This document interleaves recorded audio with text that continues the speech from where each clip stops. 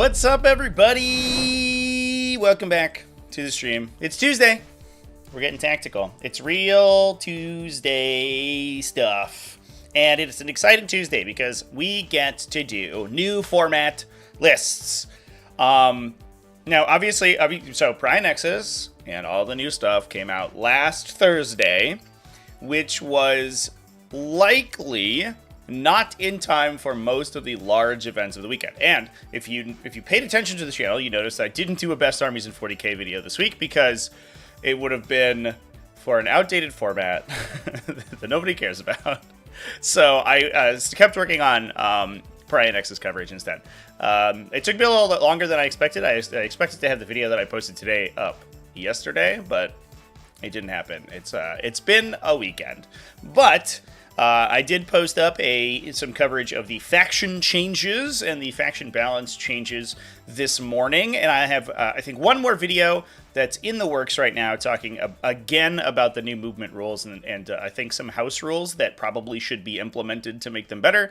And then we're going to be done talking about it, and then we can dive into actual results from the new format. But that Thursday timing was in time for the kind of small table size events to use the updated changes. So what I have done, as I am wont to do when we get big format updates, is go through and I'm gonna shift my view screen a little bit here. There we go. That looks nicer.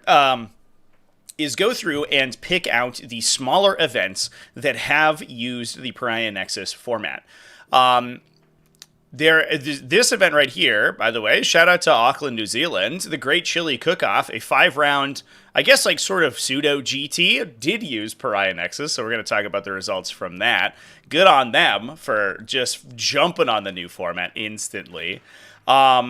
This is a little bit difficult to suss out. Some events didn't explicitly say what missions they did. Mostly, I took it that if they didn't say that they were explicitly using Leviathan missions and they used the updated points, some events did not use the updated Munitorum field manual and stuff. Then I took them on the list. So I have, I think I've taken down results from about 10 events right now.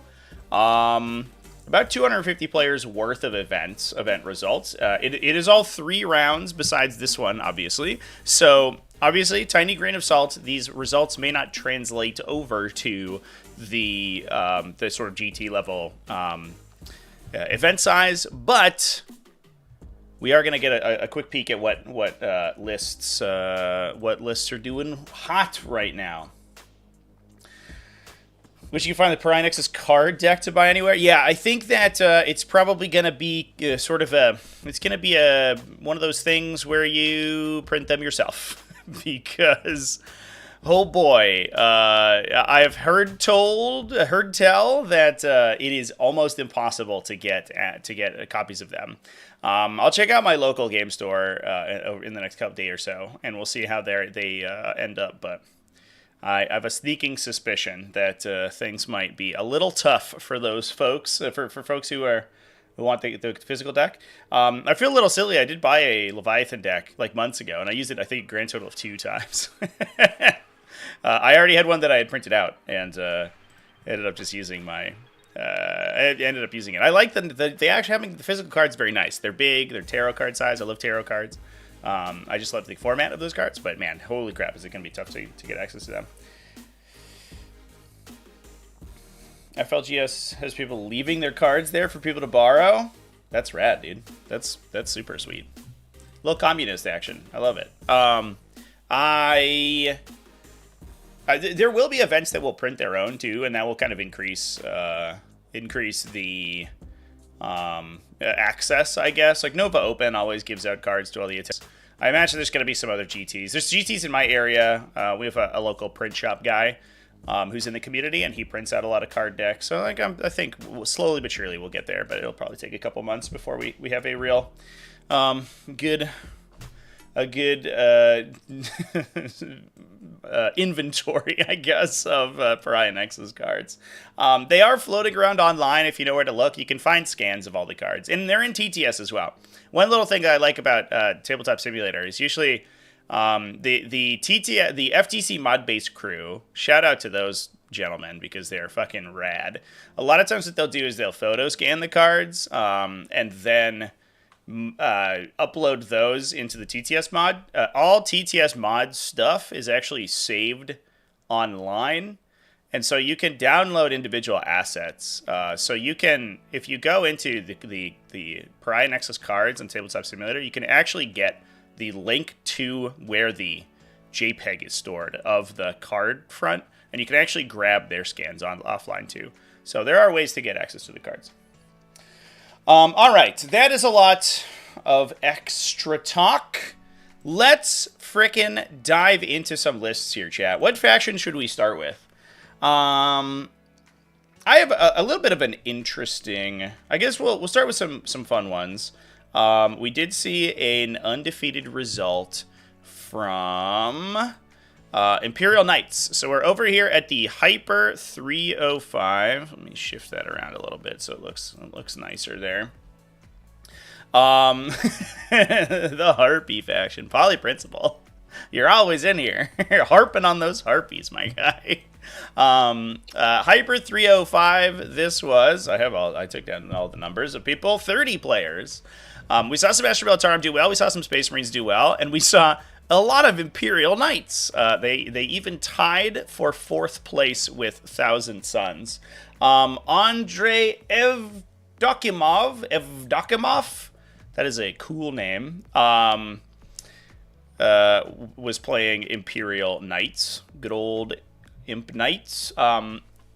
Running a Valiant with Mysterious Guardian, so he's able to teleport around the table. We have not seen a Valiant in a trillion years. That is so rad.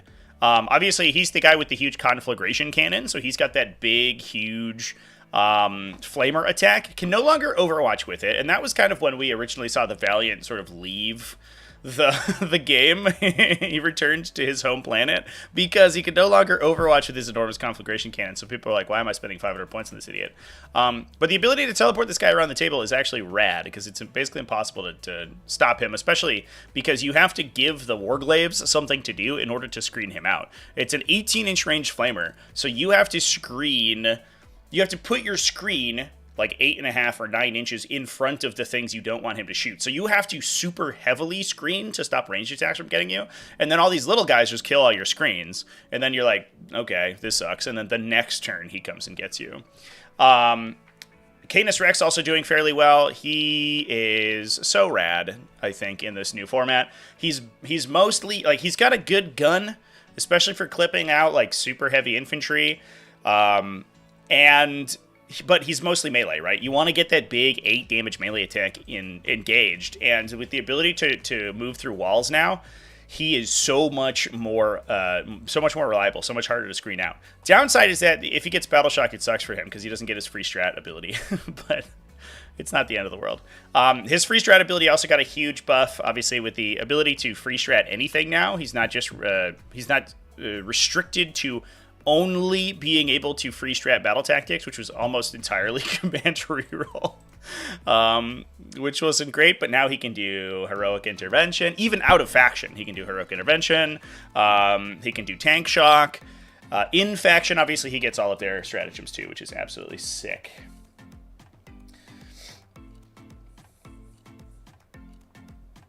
Is the ability to move over terrain tied to 4-inch ruins? Not anymore! So we can take a quick look at the... let me just pull up my Munitorum here real quick, or my balanced data slate. So yeah, let's talk about this ability real quick because it is a weird one. Here's the data slate. It is the change to the super heavy walker ability. So there are 2 major changes here that are super important to talk about. The first one is that previously, and people fought me on this for ages, but this is just correct. Previously, super heavy walkers could move through terrain features that were 4 inches or less in height. A terrain feature is a miniature used to represent battlefield scenery. So, if you were on a big ruin that had a big spire and a little wall, the terrain feature was higher than 4 inches, because that spire was more than 4 inches, so super heavy walkers could not move through that. That's been changed to say sections of terrain features that are 4 inches or less in height. So first of all, any super heavy walker, and they changed this for most of the scuttling abilities, if I remember correctly, can now move through any part of any terrain that is 4 inches or less in height, no penalty. Incredible.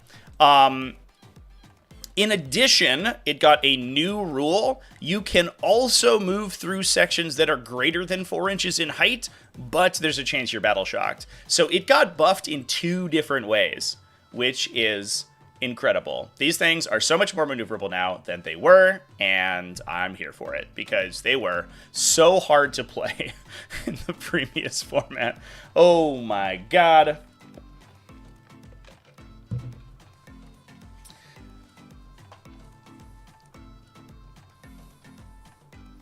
Yeah, it's a huge buff. It's a huge buff for sure. Oh, do I have the least maneuverable knight now? Yeah, well, I mean, is it the Revenant Titan? Does does the Revenant Titan have like its own rule? Were people playing Revenant Titans? Real talk. Does the Wraith Knight have an ability? Actually, I have no idea. It has been so long since I've seen a Wraith Knight. Oh no, I don't have the datasheet with me.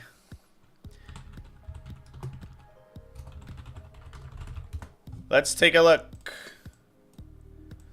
Save me Wikipedia. Oh, they do, yeah. Agile, the Agile ability. Ripperonis. I guess, like, double check. This is a little bit of a tangent. I'll entertain this tangent for the next 2 minutes. Double check that it wasn't updated in the Codex FAQ, because they changed a lot of stuff there. I love this update. It's my favorite update that's like ever happened to 40k. I think it's going to increase the playability of the game so much, but I don't like the how they've implemented it, because everything, we're back to like the 8th edition thing where everything's a million. There's like a trillion fucking documents. They have not updated the Wraith Knight in the Index FAQ. Too bad. But I believe, maybe I'm insane, I believe that I read that Defilers and like the Defiler rule also changed. I guess we could, is it on Soul Grinders? No, maybe I'm a crazy person.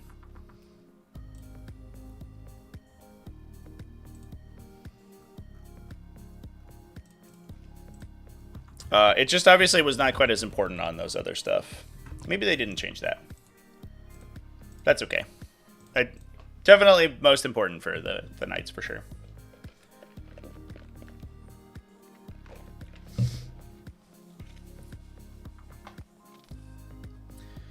Yeah, Lancer's going to go insane, for sure. At least we don't have to pay for all the documents. That's, I mean, small mercies, I guess. All right, moving back to this thing, there is another Imperial Knights undefeated list here. Alexander Zalonkin. Zalonkin? Let's go with Zalonkin. I like that one. It flows off the tongue a little bit better. Tied with Thousand Suns, by the way. And, I mean, also, they were 1 point off on final scores. Are these the same person? Have you ever seen Abalakin Sergey and Alexander Zalonkin in the same picture together? Because they might be the same person. Alabakin over here, or Abalakin, excuse me, Alabakin. Nope, Abalakin. Scored 97 in their first round instead of 98, but their scores were identical otherwise. That's super funny. This is a real Imperial Knights list. Look at this chicanery, chat. If I zoom in, is it going to mess everything up? There you go. Let's make that a little bit bigger. Canis Rex, Serasis Knight, Atropos, Questoris Knight, Warden, Serasis Knight, Castigator, Armature, Warglaive, 1 unit of Oarsmen at Arms. 4 big knights, 1 Armature. Done. The Warden has Mysterious Guardian, so he can redeploy, but no other enhancements there. Sweet. Yeah, no, that's rad. Definitely way more excited that these big knight lists are more viable, because I think they're the more interesting versions. The one that we're just stat checking people with Armature Warglaives definitely felt a little bit sillier.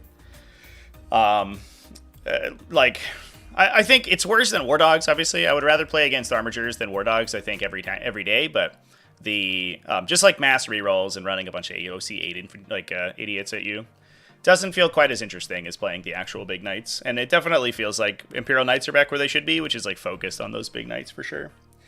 It's thick. It's one guy standing at the table by himself. Yeah, he's just like chess mastering. He's playing both sides. Playing both sides. Oh my god. He even said it in his list. Terrible. So I think this is making use of counter deployment, but getting alternating drops for Titanics. I do think that that helps a lot. What that lets you do, so obviously this becomes basically 10 drops. You can drop, like something that doesn't really matter so much, right? Like the Mysterious Guardian guy or whatever. He might start in reserve though, to be fair. You can drop one of the like more range focus guys, or even one of the more melee focus guys, and put them like right in the center. Then force your opponent to place 2. Then you drop all your little idiots, and at that point they have to start putting actual material down, and you get to start putting your range focus dudes in places where they can move to shoot them, and that's a big deal. And especially with the combination of being able to move through walls and then also tow terrain to shoot through it, the ranged focus knights are super easy to get line of sight to people. It's really, really tough to escape from them. I guess we could take a quick look at the Thousand Suns here. Kind of interested in those guys momentarily. Although I believe that this is, at least in the events that I took down, you take a peek here. This is, I believe, the only Thousand Suns list that I have noted down as being undefeated, at least in the events that I looked at. So, RIP for them. I do think that they're probably going to be okay, but they definitely got a hit for sure.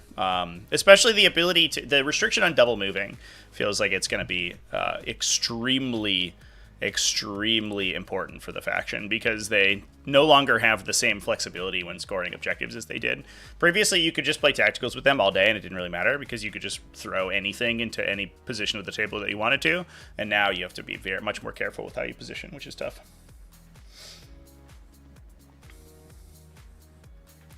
So we are running Ahriman, Magnus, a Forbidden Lore, just a regular Exalted Sorcerer with Forbidden Lore. That's interesting. Plus an Infernal Master with Arcane Vortex. Run 1 regular Sorcerer, 1 Terminator Sorcerer with Umbellific Crystal, and the Sangor Shaman. We do have 10 Scarab Occult Terminators. I'm actually interested in the Scarab Occult Terminators. One thing that you can do, because each... And I wonder if this will see play, is you can actually put your Lord of Forbidden Lore on the Terminator Sorcerer, and then you can actually duplicate multiple stratagems on the same unit. I believe that is how that works. Maybe I'm a crazy person. Maybe we should actually read what the rules do here. Because their stratagem duplication is unrestricted now. It's Echoes from the Warp. Yeah, you can select the Psychic unit as a target of a stratagem for 0. So, you can use that with both the Aspiring, or the Terminator Sorcerer inside the unit, and then if you put the Lord of Forbidden Lore onto the Scarab Occult Sorcerer, or the Terminator Sorcerer, excuse me, then you could do it again, and you could give them additional range plus Ensorcelled Infusion. Because the downside of the Scarab Occult unit is that it costs so many command points to use. It was insane. And now you can make it potentially only cost you Cabal points. The downside is that you can't duplicate the stratagem on Magnus anymore, so only one of the two is getting rerolls. So it might actually not be quite as good as I'm thinking in my head. So I don't know how I feel about it. But Scarab Occult Terminators did... I believe get a points break again. I think they went down another point per model. So they're really trying to push those guys, which is good. And I do think that, if anything, the Scarab Occult lists did get a little bit better. They got the points break. They weren't really as reliant on double moving a million times as much as the other varieties. And I do think that they feel pretty okay. We're also then taking 4 units of Rubric Marines plus 2 units of Zangor Enlightened for utility. I love the Zangor Shaman now, by the way. I think the Zangor Shaman's going to be really nice because you can now also warp sight for free. I believe if you use the ritual. So he can run out. He can like move out, get double moved, cast Echoes from the warp on himself, and then warp sight, save you 2 CP. Yeah, because you target him with the stratagem. And he's not infantry, they're mounted, so they have a tough time going through walls, but they are only 60 points, and they move 10. So with a double move, they can basically get where you need them to, especially because they're probably advancing. And then get indirect fire with all your cool guns. And that's probably something that this list was doing.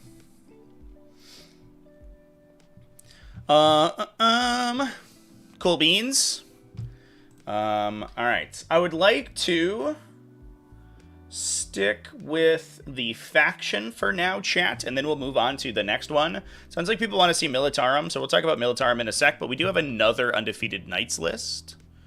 Although I did just move and talk about Thousand Suns for a second, so we'll just rip this band-aid off real quick here. Oh no, excuse me, this is the same event. Maybe I'm a crazy person. Oh no, I think this is the only one. Alright, so let's talk about Astra Militarum. I don't know what I'm doing right now. Who am I? Where am I? So this list, let's take a look here. Obviously, I think we're seeing basically a huge paradigm shift to how Astra Militarum lists are made. We got Vladimir Dudgevich, sure, running Astra Militarum with, I believe, no indirect fire. I think that's the case. We have a command squad. They didn't list a heavy weapon team, so they might not have one. But I don't think there's a single indirect fire weapon in this list. Because indirect fire got obliterated in this update, which is huge. Instead, we're running Tempestus Scions in a Crassus. That's fucking insane. Let's take a look at the Crassus real quick. These guys are fire supports, transports. So this is an interesting thing. I was just talking to somebody on in a private message earlier today, where every time I build a list on my like weird list videos, they end up getting buffed in the next data slit update. And this is basically exactly what's happened. Because like 2 months ago, I think I built a Tempestus Scions list, which was trying to use the fire support combo to kill everyone with Tempestus Scions. That is exactly what this list is doing. And Tempestus Scions got lethal hits when targeting non-vehicles and monsters, so they got way better, especially their little las guns and stuff, way better at shooting light infantry and things. So the benefits of the Crassus, you can choose one enemy that the Crassus shoots at to get wound rerolls from the stuff that disembarks it. So if you fill it up with Tempestus Scions, and it can carry up to 36 just regular-ass infantry. It doesn't care what keywords they have. Just Astra Militarum infantry. And it looks like we're running 20 Tempestus Scions, 1 Tempestus Command Squad, so that's 25, plus 3 Primaris Psychers, so that's 28 models. You can give them all wound rerolls from fire support, and they can all get hit rerolls because they get hit rerolls when they target enemies on objectives. And with the new... I guess it's not new anymore, but like the 6 months old order rules, they have Iron Hand Strachan in the list. The whole combo's here. I love it. I love it. So Iron Hand Strachan has 2 orders he can give to any regiment unit when he just has voice of command 2. So when he disembarks the Crassus, because of the OG data slate update to orders, he can give 2 orders out to different regiment units. So he can buff 2 Tempestus Scion units. The Militarum Command Squad has a command rod, so you get an order from them, and they can be affected by 2 orders. So you can have this huge brick of like 15 Tempestus Scions that get hit and wound rerolls, +1 to hit and +1 shot within rapid fire, or shot at 1 rapid fire weapons. So all their plasma guns go to 3 shots apiece with full rerolls. And then you get the Primaris Psyker in there too, and he's firing another D6+3 blast devastating damage with full rerolls and sustained 1 because the Tempestus squad, the Tempester in the command squad gives you sustained 1. So that unit just runs up. Like you have to, in order to stop it from doing its thing, you have to kill a toughness 11, 2+ save, 18 wound thing that may or may not have a blade of armor applied to it too.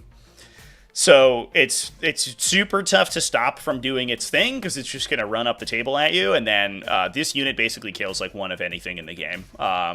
I forget what the math is. You can watch my video if you want to get the math on the 10-man Tempestus units.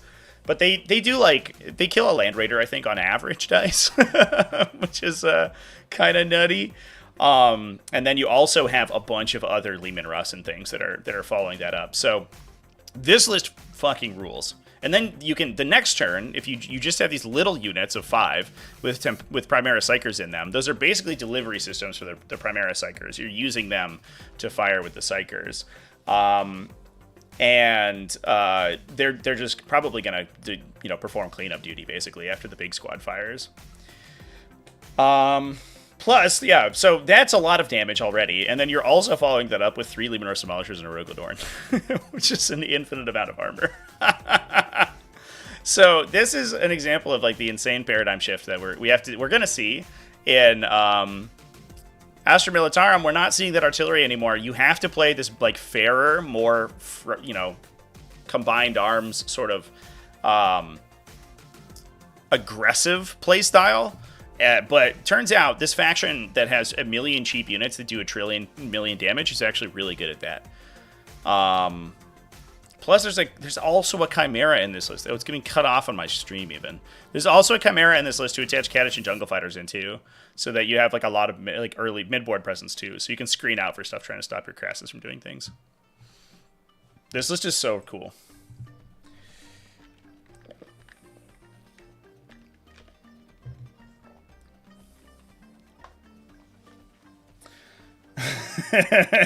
Damn, Magnus did nothing wrong.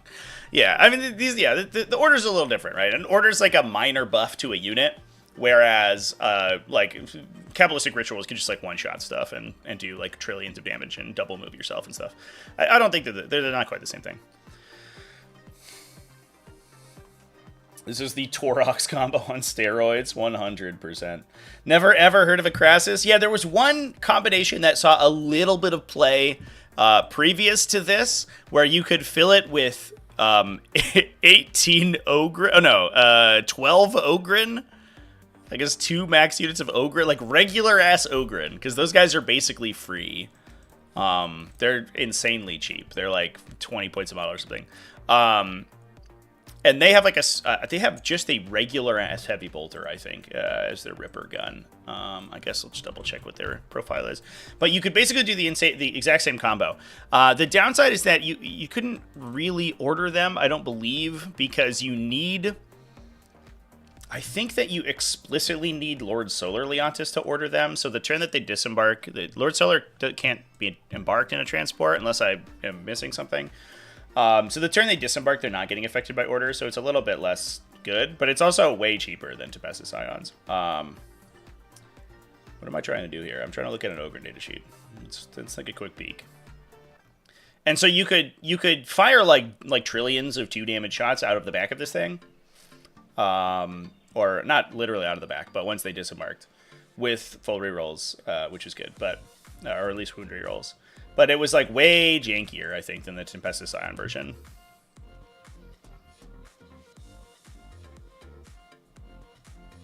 Dude, I suck at this game. I can't even find this stupid datasheet. Yeah, so they...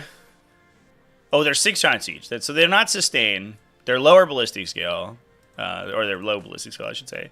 But once they get 9 inches out from you, they shoot 6 times a piece. So a unit of 6 is firing 36 shots. And then wound rerolls in, they go to AP2, which is all pretty good. And they're, yeah, like 20, what is this, 22 points a model? Basically free for a T6 3 wound dudes to the field of pain. Although they don't have a good save, so they die real quick on the swing back.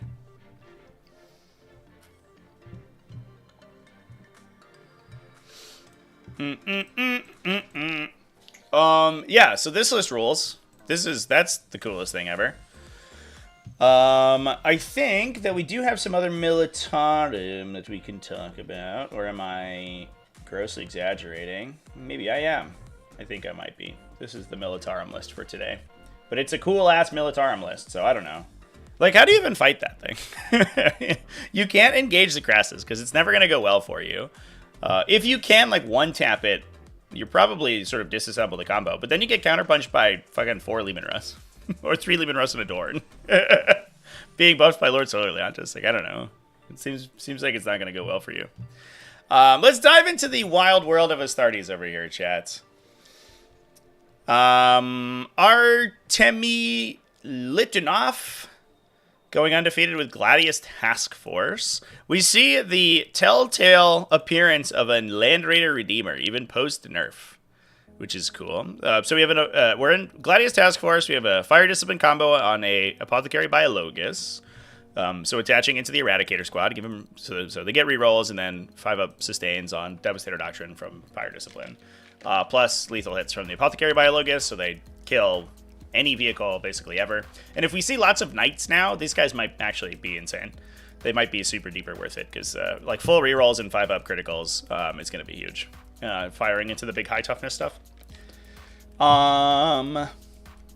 We've then got 2 captains, one's with Honor Vehement with Power Fists. Those guys are attaching into Assault Intercessor squads. Excuse me, got a voice break there. Jesus Christ. Marnius Calgar, I think, is jumping into... Oh, he's probably in the Company Heroes, if I had to guess. This is so interesting. Who's attaching where? And why is Chief Librarian Tigurius here? So Uriel Ventress might be by himself because he can deep strike a unit without any help from anyone else. Chief Librarian Tigurius is such an interesting selection because he is not very good.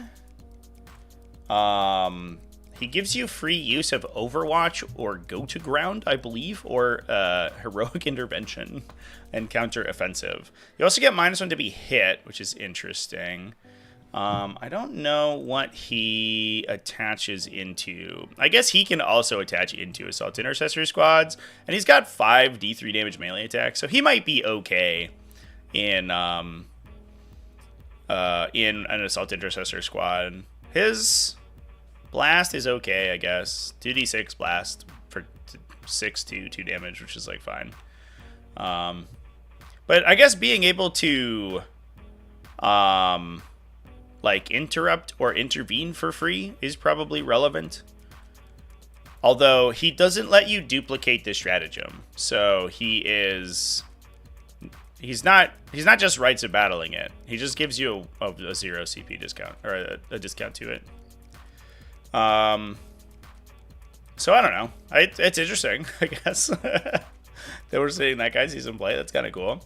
And then Marnius Calgar needs an attachment, so he gets his advance in charge. So he's probably in the Company Heroes. He doesn't really like to attach to Assault Intercessors quite as much because he already rerolls wounds.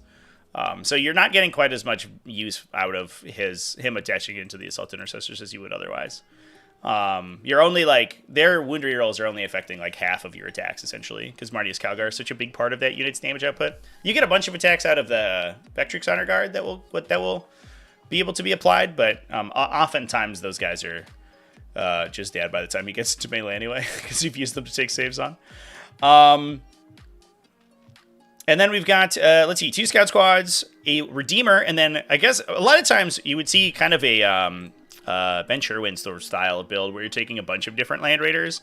Like double Redeemer Crusader, I think, is what he was on in Gladius Task Force for a while. But that has been co-opted. We're now taking 2 basic bitch Land Raiders, just the normal Godhammer patterns, which does make sense for stuff like the...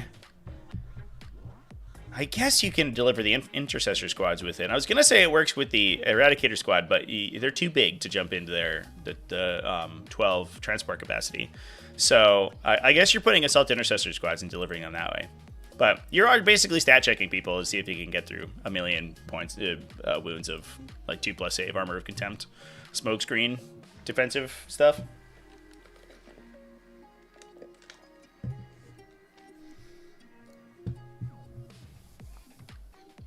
Tigurius gives his unit a 4+ against mortal wounds. I mean, okay. Is that, like, that relevant, though, to be fair? Like, he's affecting, at most, 5 Assault Intercessors with it, which is kind of okay. Because he can't double attach, I don't believe, right? I don't think there's anything that lets him do that. So, yeah, I don't know. So that seems like that's a pricey 75 points. If I had to comment on it.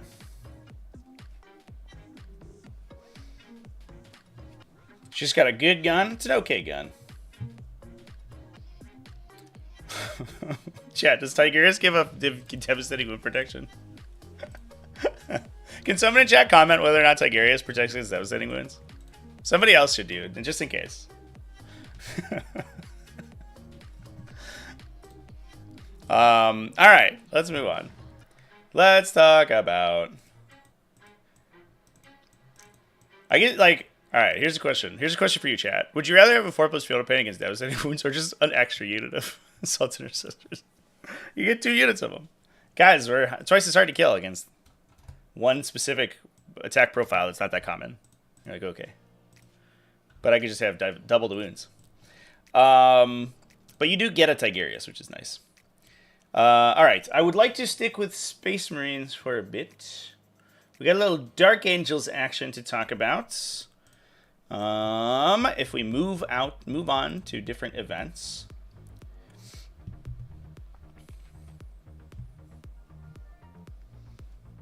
Oh, chat, does a field up in against mortal wounds protect against devastating wounds? Somebody else should post in chat whether that works.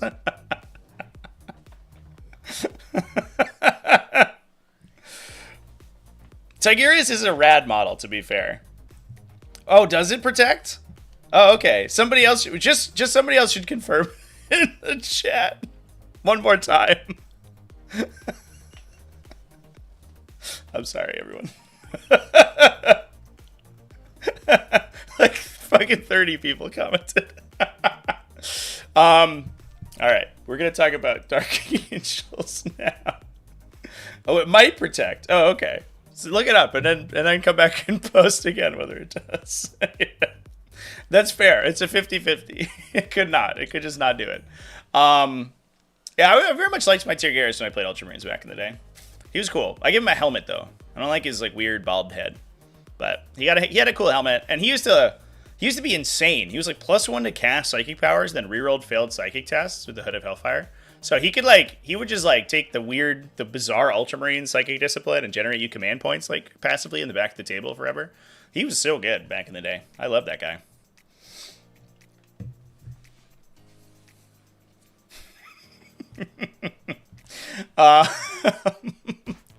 All right, let's talk about some Dark Angels.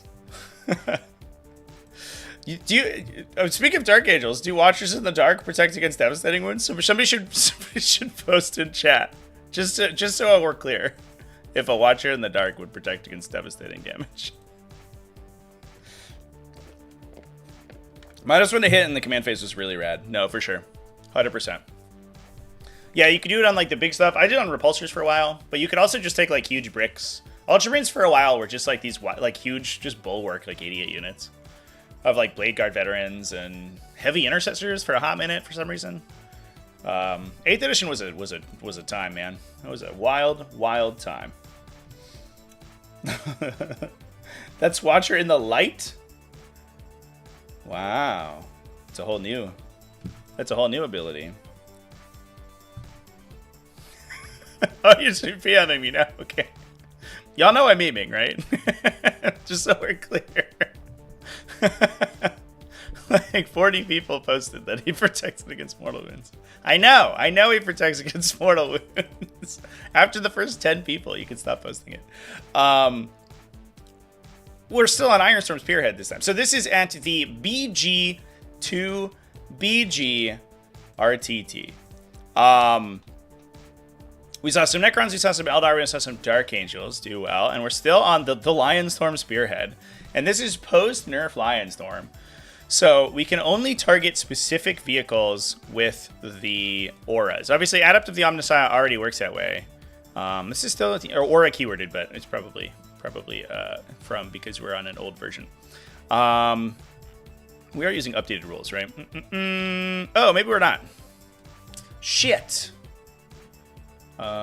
This Redeemer is a little cheaper. Oh, no! I believe that this list paid new points for race, though. Oh, it didn't. Okay. Nope, this is an outdated event, chat. I don't know how I missed that. Dang. Yeah, I think...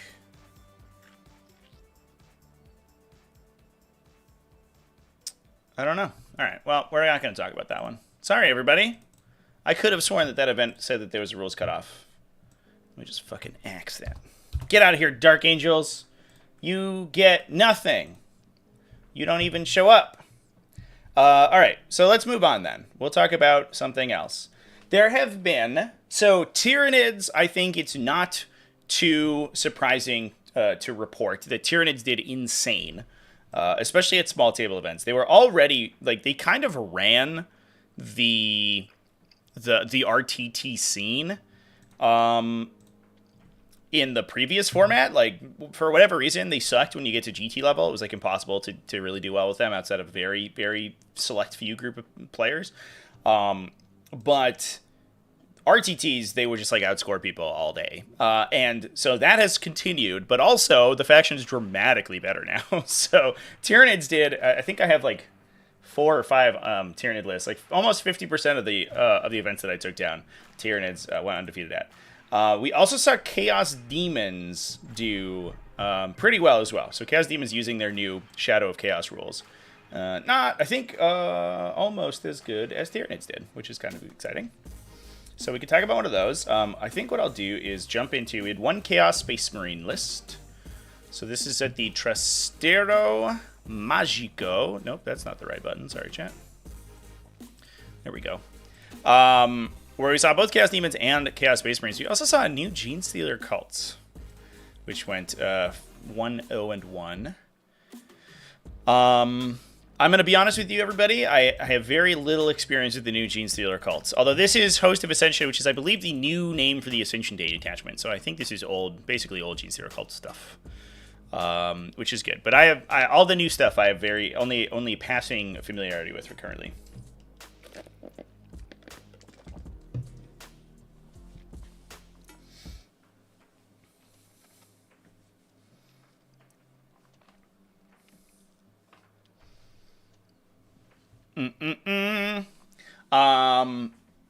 We've got, let's see, a Nexus double Primus. We're off to units of 5 Acolyte hybrids, and they are not attaching any heavy weapons. They're just auto pistol units for cheap, because they have an auto pistol and a hand flavor data sheet now. Oh my god! Holy shit! So the benefit of taking this list is nuts. The benefit of splitting them into 2 separate data sheets, kind of like Sidonian Dragoons, right, is that you get to take twice as many of them. So we have 1, 2, 3, 4, 5, 6 auto pistols. 1, 2, 3, 4, 5, 6 hand flavor units. So we have 12 units of 5 Acolyte hybrids. They're everywhere. It's just constantly deep striking. I guess we have 1 demolition charge brick for a Primus to go into. We got 1. We got 1 unit with the demo charges to maybe tickle something, because they're only strength 9 now, so they don't blow up heavy vehicles quite as much. But we have like infinite units that can respawn and then sort of go back into reserve, and then 3-inch deep strike on your objectives and steal them away. There's also, I believe, there's no scrambler fields in Pariah Nexus, if I remember correctly. I think I'm gonna double check myself on that, because it's a meltdown note I remember making, but I forget if I was just an insane person. Let's look at all the mission roles. Adapt or die, fog of war, hidden supplies, inspire leadership, prepare positions, raise banners, rapid escalation, smoke and mirrors, stalwart, swift action. Yeah, no scrambler fields. So that was like a random wrench into the works of these like deep strike heavy armies, and it also affects Chaos Demons because they're very uppy downy, and Grey Knights as well. And that was a restriction that you couldn't drop in on objectives outside of your deployment zone. So it made like these lists that were just trying to force mass 3-inch deep strikes really bad.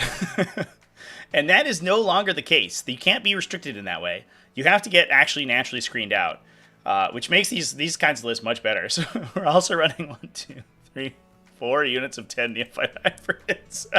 So we have 60 acolytes and 40 neophytes, or 65. So we're at 105 infantry right now. 2 units of Achilles Riders, 3 units of pure strange Genestealers. So we have 3 units of just like fast sort of forward operating infantry that can go in and clear out enemy screens so that you, or at least force back their infiltrators and stuff so they can't hold the middle of the table quite as much because they'll just die to the Genestealers instantly.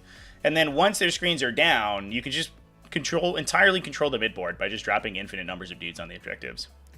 The Neophyte Hybrids also then lock the objectives now. They have objective secure instead of the CP generation thing, so they're just constantly jumping in, holding for a turn, holding for a battle round, stealing an objective, and then bouncing away. And if you don't have uppy downies yourself, those objectives are locked in because you're just going to swarm your opponent. This list is fucking insane. Did someone say battle line? Battle line, you say? Don't mind if I do. 1+ saves. One of the mega changes no one's talking about is how they make devastating wounds work like mortal wounds for feeling no pain. 1+ saves, thank you very much for letting me know. I really appreciate that. That opens my eyes. I have been enlightened to so many new pieces of technology. We could take Chief Librarian Tigurius, for example, in an infantry unit to make them more resilient against mortal wounds. That is incredible. I think that that's necessary because my 3+ save infantry with no invulnerable save will definitely survive all of my opponent's attacks and will never die. So being able to support them with as much defensive technology as they possibly can is definitely important. They should bring back Strength D. Yeah, just automatically devastates. I'm glad you have to roll to wound now. I like that.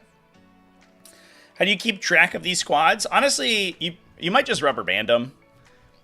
Rubber banding was a big controversial topic back in the day, but I think has been I think the community's come around where you just put a little colored like craft band on your different units so that you have a non-permanent way to keep them, to tell them apart. You could also use like squad marks too, or just base colors. That also works. You only need 6 colors because you have units with different guns, right? So you're like, oh, all the pistol guys, like we go whatever, red through violet or something. And then you do the same thing for the flamer guys and you keep them apart that way.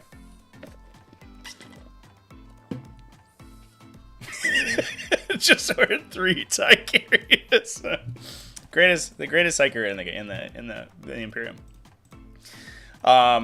I mean, clearly is good. I don't want to just by the way, chat. Just so we're clear, I don't want to take away from the Tigurius technology. Obviously, he did go 3-0 at an event, and he doesn't seem bad. I don't know if like him taking him as I don't think that him protecting against mortal wounds is the #1 reason you would take him. I think he's a -1 to hit bot. He gives you probably 1 to 2 free strats per game, and he has a good gun, and I think that's probably worth it. I think the Psychic Hood is tangential. The other thing it does is it lets you protect against mortals when you hurt yourself now, which is kind of rad.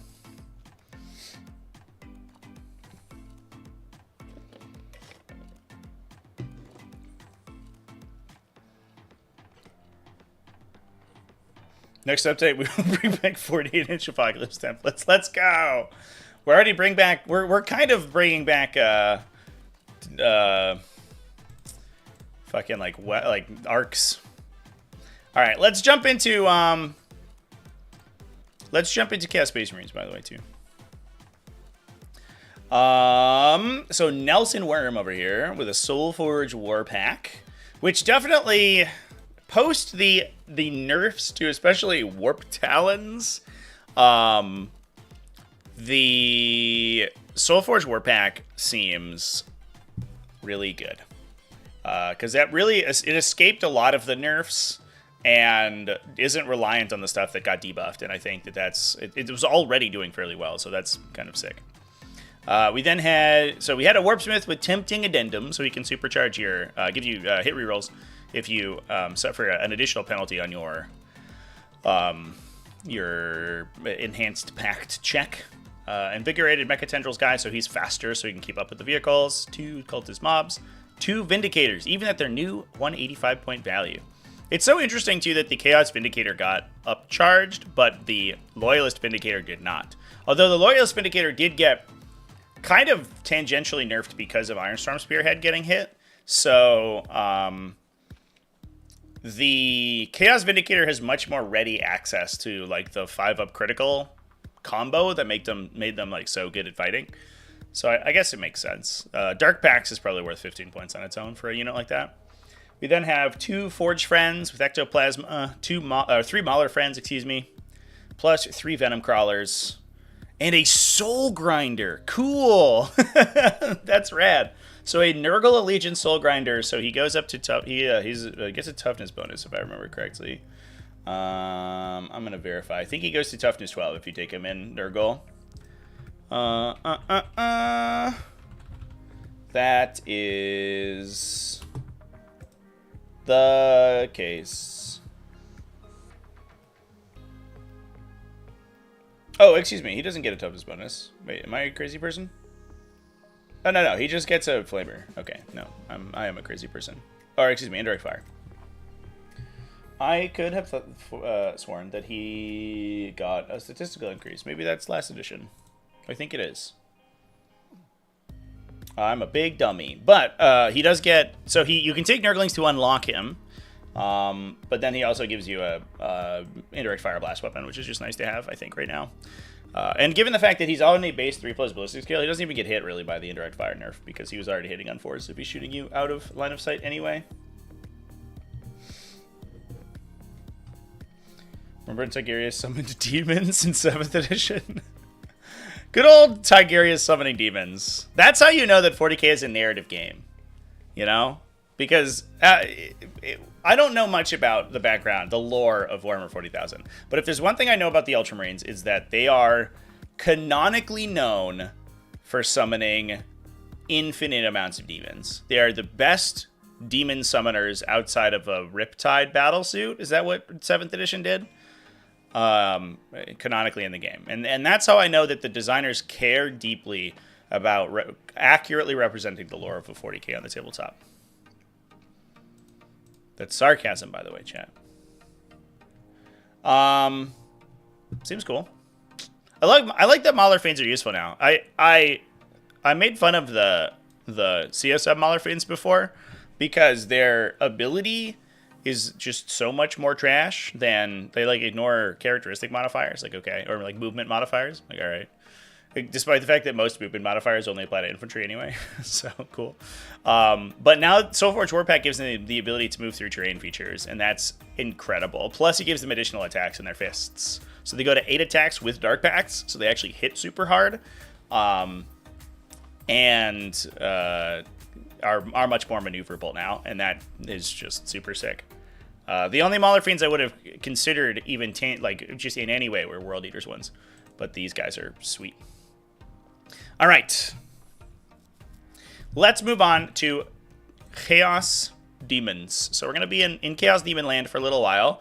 David Hernandez Lopez with a demonic incursion over here. We're running the Argath King of Blades Bloodthirster. I think this guy is a windmill. Oh, shit, chat. This is all Khorne demons. I think that one of the coolest updates that this new Shadow of Chaos thing did was it made mono allegiance demon armies actually good, or actually viable, I should say, and not just like kind of a meme. Like I think especially the mono Khorne. Khorne has the best internal framework for being a good, like, sort of sub-faction, because they actually have overlapping synergies. They actually buff each other. Unlike most of the other detachments where they're like, hey, you could get, like, +1 AP sometimes, or a 6+ feel no pain. You're like, okay, cool, thank you. But Khorne can stack together Rendmaster buffs, plus, it's mostly the Rendmaster, to be fair, but, like, Scarbrands, +1 attack, plus you're buffing those attacks with the Rendmaster, plus you're getting hit bonuses from the Bloodthirster. Like, you can actually create a synergy. But it kind of felt like you still, especially for melee focused stuff, you still had to take Be'lakor because he lets you actually deliver your melee stuff into the fight. Now it doesn't feel quite as necessary. Be'lakor protects you from shooting, but he also does basically 0 damage. So, like, who cares about that guy? Just rip him out of there and use a Bloodthirster to warp surge up the table. Since they can warp surge anywhere on the table now, you don't have to have Shadow of Chaos. Drop Scarbrand in your opponent's face and hit them with 2 Greater Demons in 1 turn without really any way to stop that, besides not going within like 20 inches of a Bloodthirster, which is a little hard to do. So yeah, this list is fucking rules. So we have Argath, King of Blades, Bloodthirster, and again, Argath now works anywhere on the tabletop. He doesn't have to be in his own Shadow of Chaos because he always counts as being in Shadow of Chaos. So Argath is a huge quality of life change for that thing. You can jump him in your opponent's deployment zone. One of my favorite things to do is if you have the drops for it, you can put both the Greater Demons in reserve, rapid ingress the Bloodthirster, run it up the table, and then drop Scarbrand out of the Bloodthirster in the backline of your opponent's army. If they haven't appropriately screened out their backline, you can get both Greater Demons into there and just like rip all their tanks apart. We then have 2 Bloodthrone Rendmasters, a Skullmaster, Skulltaker, and a Changeling. Oh, we got one little Zeech guy in there. He's mostly to do like recover assets in the middle of the table, so he doesn't just instantly die. We're rocking a Plaguebearer unit to lock your backline objective, plus 20 Bloodletters, plus 2 6-man Bloodcrusher units. 6, Jesus Christ. And then we have, so one of the Bloodletter units gets Skulltaker, so they have devastating wounds. So they're pretty punchy. Skullmaster's in one of the Juggernaut units as well, one of the Bloodcrusher units. And then I guess we just have a Bloodletter unit that could just run and go and blow something up if they need to. Just go steal an objective. Coming off of the Greater Demons, so they can get dropped off by or I guess like summoned. I guess theoretically it's the Greater Demon summoning their guys 6 inches away, rather than them getting deployed. But that's just the theming of it. But like you could like Russian nesting doll this whole thing where like the Bloodthirster runs up, drops Scarbrand, and then Scarbrand drops the Bloodletters, and you get to rocket them off onto the objective and get Storm Hostile objective or something.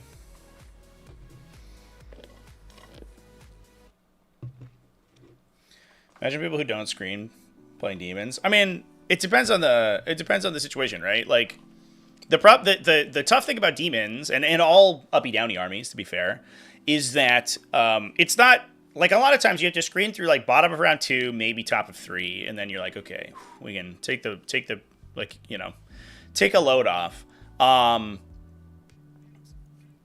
A lot of times by the end of round 3, you either have to be doing things with those models, unless you have infiltrators, which make things so much easier. You either have to be actually doing things with those models, or they're dead. Because like what else, you know, the other thing that the demons can do, right, and especially because they can chain these effects together, is they can drop one of the Greater Demons off. And this is a little inefficient, but it is possible if your opponent's screaming you very heavily. They can 3-inch deep strike the big demon and then use the big demon to 6-inch deep strike the little demons. So they can actually get a lot more distance into your deployment zone than you think they can. Or even they can do it to each other. I don't know. One of them obviously doesn't charge in that case, so it's really inefficient, but if you need to break a screen, you can do that. And if your opponent has to push super far forward to prevent you from dropping on them, then you're just giving like the Juggernaut something to do, right? Like they'll just go in and kill like 2 screening units by themselves. So that you can get, or just the Bloodletters, right? You could just drop a 120 point unit of Bloodletters and kill a bunch of Space Marines.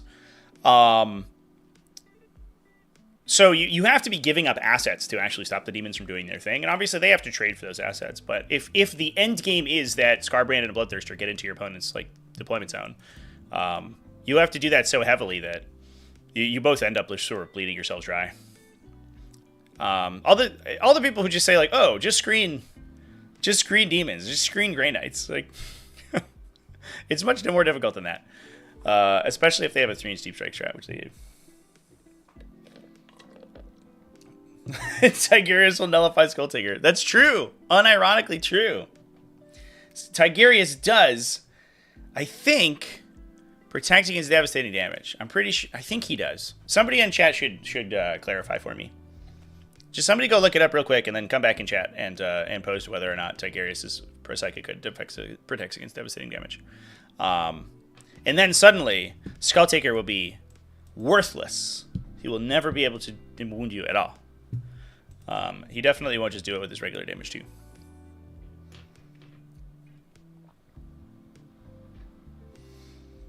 Just fill your table with units. Yeah, just play the Genestealer Cult list.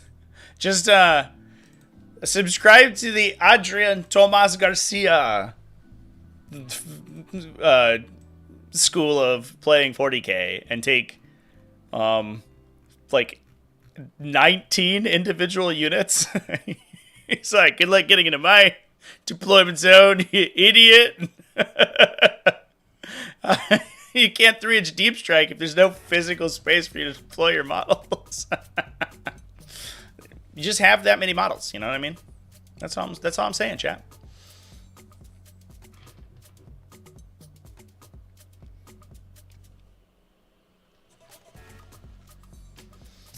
All right, we'll stay on the Chaos Demons track for a bit. HFX Games also had a Chaos Demons at 3-0. Nate Quigg, go with Quigg, running some Chaos Demons. This is a little bit more sort of rounded, I guess. We were running a Grid Unclean one. Argath King of Blades on a Winged Demon Prince. So he does not have the permanent aura here. And we actually have no Khorne Greater Demons. So he's just hoping for the Shadow Chaos. But I like the Winged Demon Prince with the buff because it actually puts his he's also he's got to be Khorne keyworded because he has the enhancement. But that actually puts him to like a very scary profile. His AP leaves a little bit something to be desired because I believe he is only AP 2. Even on his big axe swing. Let me... Oh, my PDF is struggling right now. Jesus Cristo. Okay, here we go. Yeah, so he gets +2 strength. So he goes to strength 10, +1 from King of Blades, +2 if he's in shadow. So he goes to strength 12 with 6 attacks and probably sustain. And he has like a finest hour once per game. He can go to, or excuse me, 7 attacks goes to 10 attacks if he uses his Malefic Destruction. So he could be potentially 11 attacks at strength 12, AP 2 for 3 damage.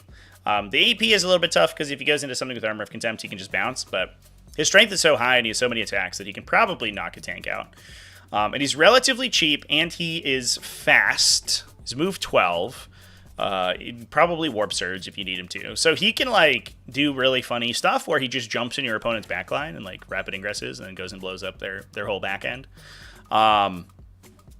He's kind of like self-sufficient in that way, which is pretty sweet. So I like that guy. Unlike the Foot Demon Prince, where he's more of a force multiplier, he wants to stay next to your stuff and give it stealth. The Winged Demon Prince just basically goes on he secret missions into your opponent's deployment zone and just like whirlwinds through all their garbage in the back. We're also running Skull Taker. Skull Taker's really seeing some play right now. Blue Scribes as well, so obviously taking these little lone operatives is important for the new Pariah Nexus missions, and demons do have a lot of good ones, so they do have a little bit of a buff in that way. We got 1 Rendmaster, a Grid Unclean with Endless Gift, which I do feel like is a windmill slam now. Now that he is permanently in his own shadow aura, you can't turn the Endless Gift off. That was a little bit of counterplay you could do to Grid Unclean ones. If they didn't have Bellicor, and they weren't within 6 inches of him, and even if they did, a lot of times that would mean, because the Guo has to be so far forward to do its thing, you could just shoot Bellicor, even through his 18-inch line-up thing. So, if you kill Bellicor on the way in, then the Guo loses his Endless Gift buff, his 4+ Feel No Pain. Assuming that you've taken most of the middle objectives, which you probably have. And as soon as his 4+ Feel No Pain drops, he's just kind of a regular dude. He has a 5+ Feel No Pain, he's like kind of hard to kill, but he'll die eventually. But the 4+ Feel No Pain is just like legitimately hard to get through, and now stuck on there permanently. So he's fucking insane. We've then got 2 units of Plague Bearers plus a Bloodletter unit plus 1 6-man Blood Crusher unit. It says 5, probably 6. There is a reason that you would only take 5, I guess, because you go. Oh no, there's not. Yeah, because you'd go to 6 if you attach the Skullmaster. But I think that you would just always take 6 probably. Because then you don't have to 2x2 Deep Strike them. Which is relevant, but you're paying like 30 extra points for this unit. Almost 40, like 36 extra points. Which is a lot. That is a lot for coherency stuff. And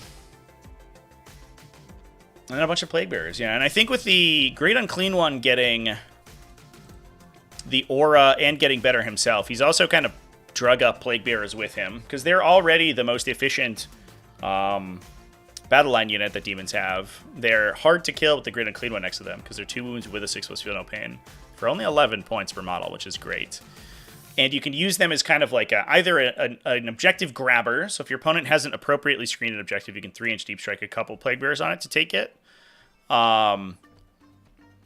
Or you can use them to screen out enemy movement. So like one thing that you can do fairly often is that you can 3-inch Deep Strike stuff directly in front of your opponent's army and just string it really far, and then they can't move. And that lets you kind of set up your own counterpunch like more effectively. You can keep their melee off of you. And we have a Shalaxi Hellbane too. Just to windmill slam anything into the fucking ground once per game, and then probably die.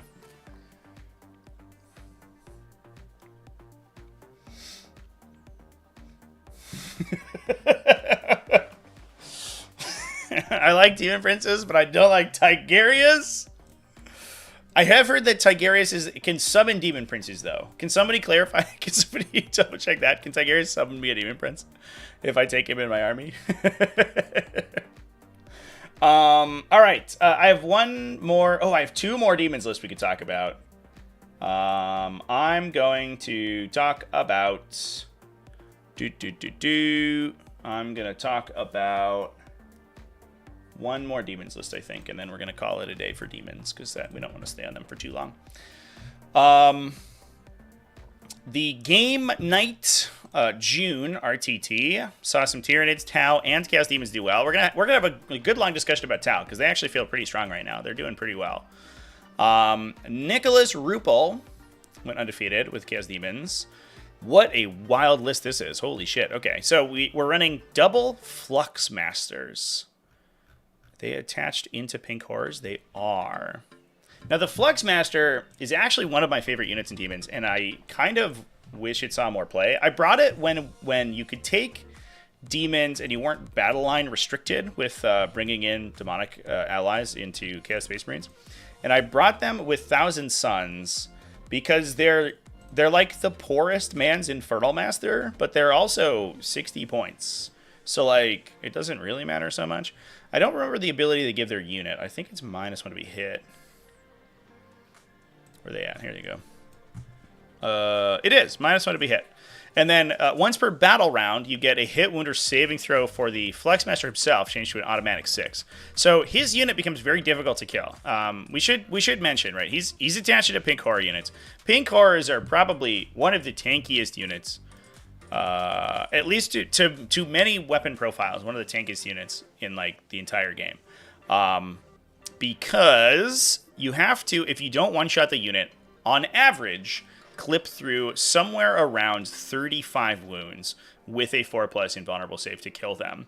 Because the Pink Horrors, 50% of the time will generate 2 blue horrors. So when all 10 Pink Horrors die, they should generate an additional... I guess it's not fully 35. It's 25, I guess. They should generate an additional 10 wounds of blue horrors, which will then 50% of the time turn into 1 brimstone horror, which is another 5 wounds. So you have 10 wounds to begin with. Those turn into 10 on average, 10 additional wounds, which then turn into 5 additional wounds. So 25 wounds is the number. Making them harder to kill with -1 to be hit makes them super duper tanky. However, if you one-shot the unit, they don't get to roll. So that is a bit of a downside. But obviously, it is up to you to commit them into situations where your opponent doesn't have the beef to one-tap them. Which is actually difficult to do. It's hard to get all the kills on Pink Horrors, especially if you have the CP for like demonic invulnerability too, so you can reroll your saves. But it makes the units 200 points, which is like quite a bit. However, it's hard to kill the entire unit if they're performing actions. So this might be a situation where we can use them in Pariah Nexus to do like aggressive actions. We can sabotage with them. And if your opponent doesn't have exactly the correct weapon profile at that exact time, they probably aren't stopping them from sabotaging. So they actually get really, really good at performing actions. That's actually really cool technology. I like that. If you have Kairos Fate Weaver, you can actually make their strats cheaper. No, I guess we don't have him though. Although he's kind of whatever, I think, at this point. Now that his indirect fire got nerfed and hits on 4s instead of 3s, he's probably unplayable. Also, he's the worst Lord of Deceit in 40k, I think. I said that the Calidus Assassin was kind of a weird Lord of Deceit, but Kairos is just like kind of trash at it. I wish they'd buff his gun, so he was better at direct shooting. If he can actually kill a Rhino by shooting at it, if he could see it, then I think he would be okay. The blues split into... I'll just double check your chat so I'm not misspeaking. The blues split into one base of Brimstone Horrors, which is, if I remember correctly, canonically 2 Brimstone Horrors on a single base. Like, the Brimstone Horrors are so small, they only get represented by a single base, yeah. So, after an attacking unit has finished making attacks, if the unit is not destroyed, on a 4+, if a pink horror was destroyed, you had 2 blue horrors. If it was a blue horror, you add 1 brimstone horror. And if you look at the brimstone horror base, which is here, it is 2 brimstone horrors on a single, like, 25 mil. So they are, it is basically 2 brimstone horrors, but you only get, it's only 1 profile. It's a combined profile for both of them. They're like a swarm, kind of. If you split into 2 wounds of models again, that would be pretty good. But again, they're like half as powerful as a blue horror, right? Because you only get 1 of them instead of 2, which makes sense. Every stage is slightly less powerful than the last one.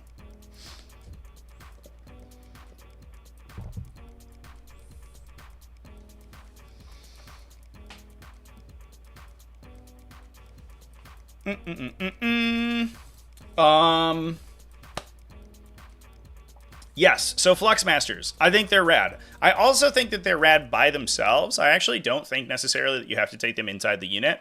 I imagine that we are attaching them to the unit in this case. But because they can also... I literally just closed his datasheet. What am I doing with my life, dude? Here he is. Because they can also... We're switching between the index and Wikipedia. I have no consistency in my life. Flip damage and saving throws to a 6. They have a 4+ invulnerable save baked in. And 4 wounds. They're kind of awkwardly mounted, I believe. Yeah, so they don't go through walls, which does kind of suck. But they can deep strike, which is mostly what you're doing. So if you need to, like, behind enemy lines, you take this little idiot, and he 3-inch deep strikes next to your opponent. He's not the easiest thing in the world to kill because if you have his auto 6 up, you have to get through a 4+ invuln save and one of them automatically passes. So if you only have like a limited number of attacks to shoot into him, he's T4 and you have to convert at least 5 damage worth of attacks basically to get rid of him. On top of that, he can also do it offensively. So he has if he overcharges his fireball, it gets devastating wounds and it shoots 3 times. For D3 damage. So he can automatically, assuming you don't miss any of your shots, he can automatically devastate one of them. And if he naturally rolls another 6, he can hit you for 2d3 mortal wounds, which I have it on good authority that Tigurius protects against, which is going to be very relevant. And that's good. I don't know. Just like plowing a tank for 2d3 mortals, just like, or at least D3, but potentially 2d3 is not too bad, assuming that you're in a position to also score points. So I like Fluxmasters, and clearly Fluxmasters plus the pink horrors are pretty cool. We're also riding Grid and Cleed one because he's amazing, plus 2 Keepers of Secrets and Rodigus. The Guo now has the ability to 6-inch deep strike Rodigus, so I think that the combination of these 2 models is actually way better than it was previously, because the Guo is always in a very aggressive position. And then being able to just drop this dude who's just like an absolute melee monster and has a devastating wound flamer is nuts. Plus we get 2 lone operatives to score some points. A plague bearer unit, 3 plague drones, 1 seeker chariot. You'll have to see it. These guys are pretty wild. They're like super fast movement for only 65 points, and they clear infantry really, really fast. But mostly they're just super fast, and they can start on the table and run up and do secondaries really easily. Plus a Seeker unit to scout and clear out enemy screens as well. That list rules. That's a really cool list. We have not gotten into Tyranids yet, chat. I think there are some Necrons. Yeah, we have some Necrons and some Tyranids to talk about. We're not there yet, though. All right. We're done talking about Chaos Demons. I'm gonna cut myself off the Chaos Demon spigot here. I'm gonna turn that right off. I think we'll dive into Tau Empire momentarily because we have a couple Tau Empire results, and Tau actually won the largest event of the weekend using the new rules. So Tau got a bunch of really kind of minor point cuts, which was nice. They got nerfs to their hammerhead gunships. They went up 10 points, if I remember correctly, which is probably good because they were like wildly undercosted. But now I think much more reasonable. But that overall, I think their lists at the very least side graded basically. But most of them were taking multiple hammerheads, so they did lose a little bit there. But we're wrecking a Mont Ka with double fire blades, Commander Shady Lady, plus an Ethereal to strike swiftly. I think I've talked about this guy before. I really like the Ethereal as the spot for strike swiftly to jump into, because you have to have your strike swiftly guy on the table at the beginning of the game for strike swiftly to matter. And it's really difficult to do that, because if you do it, you can't put it on Shadow Sun, obviously. The only other place you can put it on is, I think you can put it on like a Kroot dude.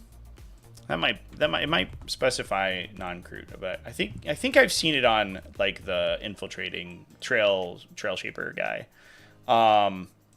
But having an Ethereal is useful because he's CP generation, and he isn't going to embark in a transport to begin with anyway, so he's already in a position to target the scout ability. So he actually rules. Oh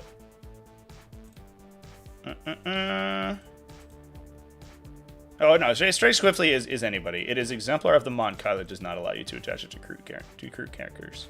Also, the one that gives you the Kalyan ability for some reason. I guess because they can't observe, so it wouldn't do anything. We've then got 2 Breacher teams in Devilfish for the Fire Blades to jump into, plus a Ghost Kill Battlesuit, 3 Hammy Head gunships with ion cannons, we're taking the high volume shots because we get lethal hits most of the time, plus a Pathfinder team to spot 3 Riptide Battlesuits with ion, and 2 Stealth Battlesuit units. Otherwise, normal Tau stuff, generally speaking. We did have a little bit of Custodes, yeah. There is some Custodes to talk about. All right. Now the other, let me go back to my main search here. The other list, Tau list you have to talk about is from the biggest event. So it's only 23 players. The Great Chili Cook-Off. We're seeing whose lists were spicier. Cam Wilkinson won this one, 5-0, and they did use the new Pariah Nexus rules explicitly. It was in their event packet. And they even included pictures of the card combinations they were using, so you didn't need your own deck of cards to know what the missions were, which was super useful.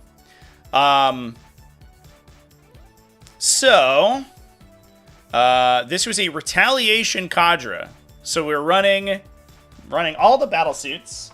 We had Farsight.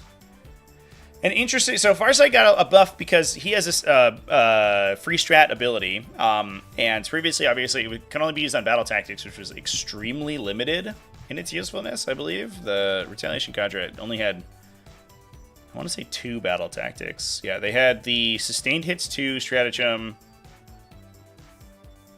Oh, that was it. And then they could, like, command reroll, I guess, with them, which was sort of super trash. But now you can use it on anything, which is super cool. So we could like stim injector that unit for free.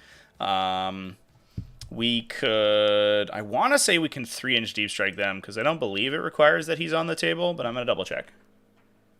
No, it's just, yeah, no, just target this model's unit. Yep. So he can do the good deep strike, that good deep strike energy. He can do the I think the shoot and scoot, right? Which is, yeah, the Torch Star Gambit. So you could 3-inch deep strike the unit to get them into like Melta range or something. Like absolutely blast somebody with a Fire Knife team, and then or a Sunforge team, excuse me, and then Torch Star Gambit for 1 CP and run away. 3 CP worth of strats for only 1, chat. The savings. Plus, Commander Shadowsun, I believe, can give you CP regeneration off at least one of those.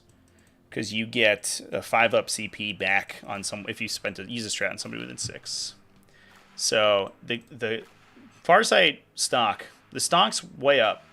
We've also got a Cold Star Commander, an Enforcer Battlesuit with Starflare Addition System, so he can uppy downy his unit.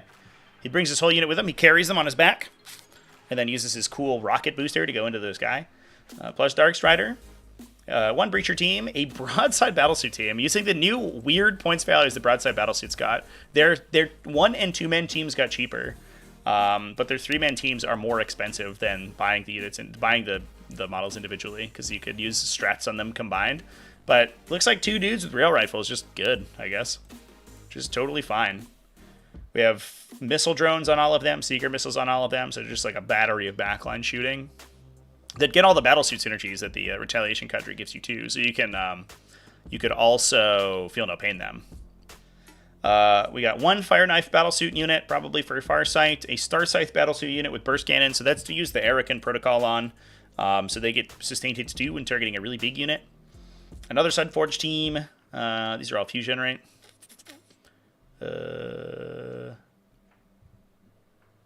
Oh, excuse me. The Fire Knife is missile pods. I don't know what I'm talking about. It's Fire and Sun. It's got me. It's got me good.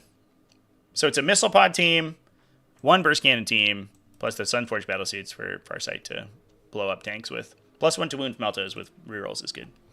Plus a Ghost Kill for forward operation, Crew Carnivores because they OPSEC. And a Pathfinder team for Dark Strider to jump into. Although you don't necessarily need to jump him into a Pathfinder team. He's also good by himself, just sitting in your back line, making sure nobody can jump into the back corner of your table. He's just totally fine either way. And if your opponent like takes Assassination, for example, you can just leave him out of the Pathfinder unit. You don't have to worry about losing him, because you do have quite a few characters. 1, 2, 3, 4, 5. Yeah, you could potentially give up fixed Assassination. Although I think that I guess you also give up Bring It Down, because most of these are vehicles. Shadowsun's not, I don't believe. I think she's infantry. So you're 1, 2, 3, 4, 5, 6, 7 units. So that's 14 plus unit size. So you could give up Assassination plus Bring It Down, but I think that's a trap. I think they're trying to entrap you, because they are right on the cusp of scoring those out, and you can play really conservatively with some of the big stuff and make it so that you can't max it. You might get Bring It Down because there's Riptides and Ghost Kills that have to play forward, but you can like dodge with the characters, for example, and then just cut your opponent entire secondary. If you lose like one of the battlesuit teams or whatever, but the character doesn't die, he's just out of there. He just leaves. And then 3 stealth battlesuit teams for spotting.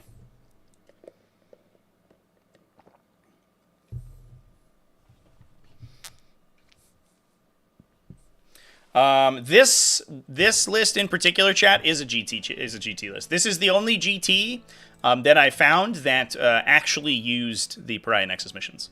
Unless if somebody in chat has another GT that did use the new missions, go ahead and throw it in there, because I'd love to talk about it. But this is the only one that I found that actually explicitly used the new missions.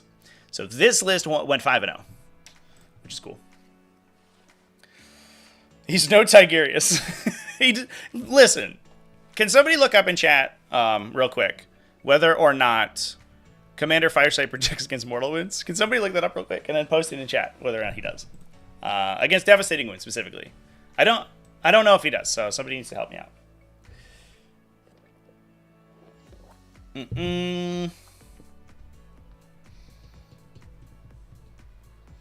New Bring It Down for the Crisis. Yeah, so that's why they're only worth at base level two victory points each. The problem is that the Crisis characters are also worth another 2. So you could be worth baseline 4. I don't remember if I believe that I guess I could just look up the stupid secondary. How the additional VP scores. It's the total wounds characteristic of models in the unit.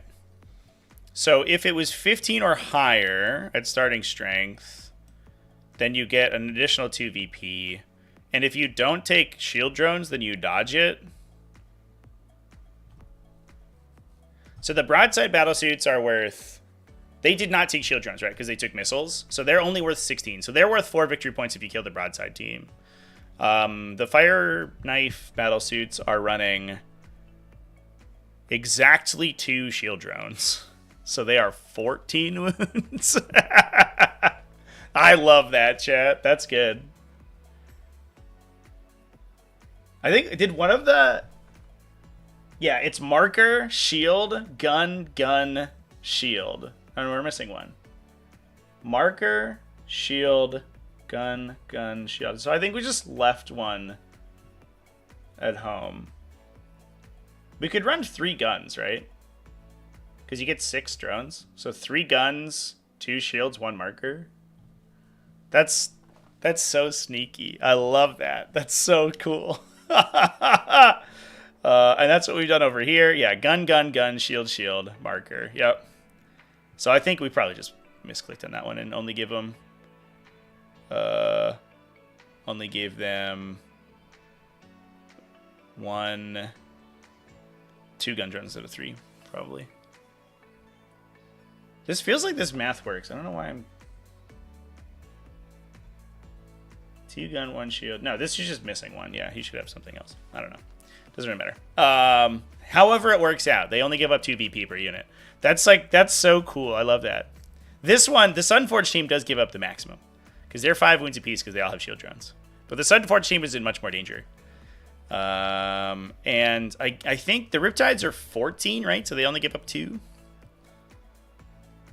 So you give up, potentially, 6 VP for the characters, 4 VP for the broadside, so that's 10. 4 VP for the Sunforged team, so that's 14.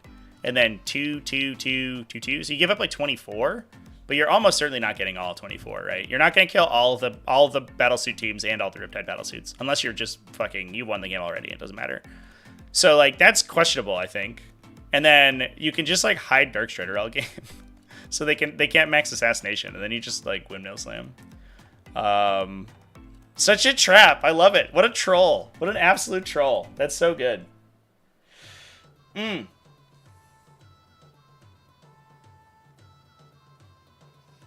this is post rules update chat. That's why we're talking about it. I haven't talked about any events that are not using the rules updates.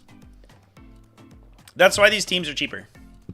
Because they're using the new points where they got points off all their big teams. I think most of their crisis teams went down 20 points if I remember correctly.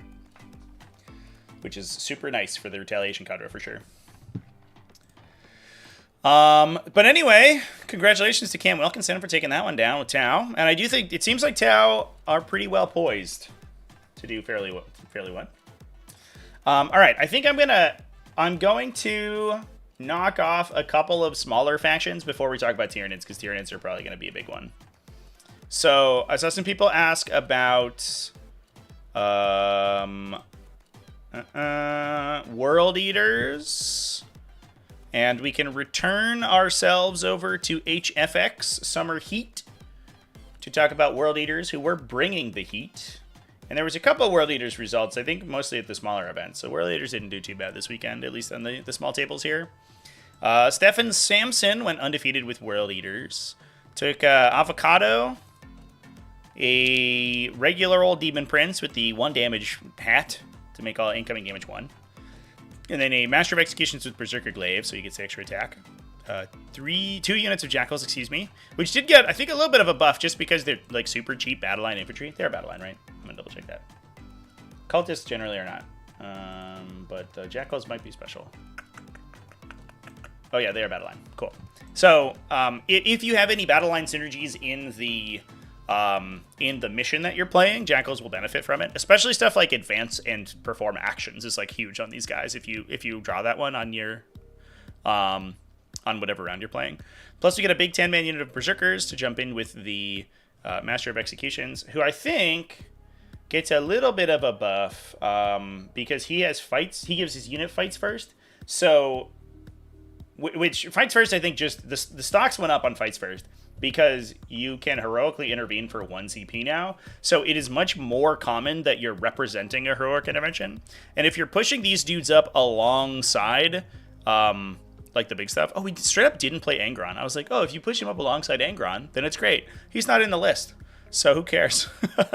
But if he's up like with the Demon Prince or whatever, and your opponent countercharges you because you're playing hyper aggressively, because you're playing World Eaters and there are no breaks on the blood train, then for 1 CP you can dive this unit of 10 idiots into your opponent. They get all of the detachment abilities, the +1 strength and attacks, because they made a charge move, and then they fight first. So they basically countercharge your opponent and then kill them on their turn, and then get to operate normally, which is super cool. You have to shoot those guys to death, basically, is the answer. You want to play melee on melee against World Eaters, it's not going to go well for you. And then we took a bunch of 8-bound. So the 8-bound got little bitty baby points decreases. They all went down 5 points per unit, so like 2-ish points per model. And we're taking a trillion of them, fucking 21 8-bound. So these guys get a 4+ feel no pain from the Demon Prince, because they already have a baked-in 5+ demon save. Plus, you can get them a 6-up feel no pain from the army rule, from blessing them with corn. So they're super tanky if you don't get rid of that Demon Prince. And the Demon Prince is super hard to kill because he's got the Helm of Brazen Ire.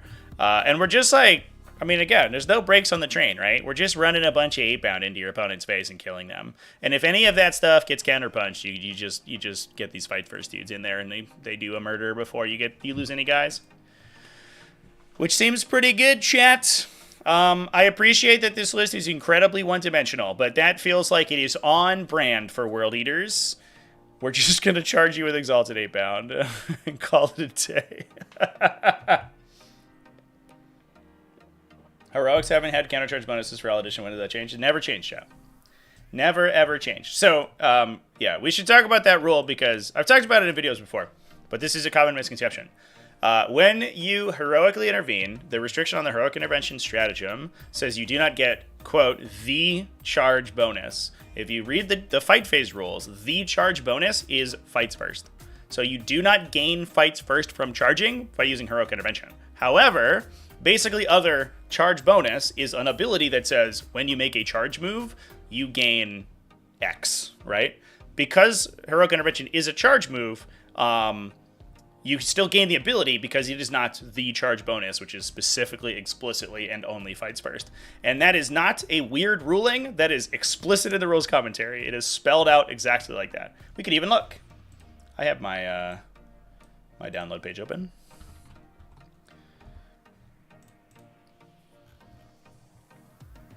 It's in rules commentary FAQ.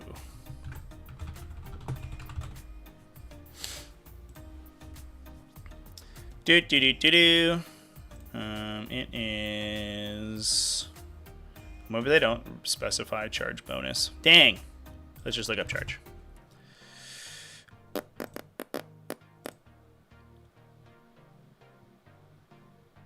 Oh god, my PDF. My poor PDF. It's struggling. It is...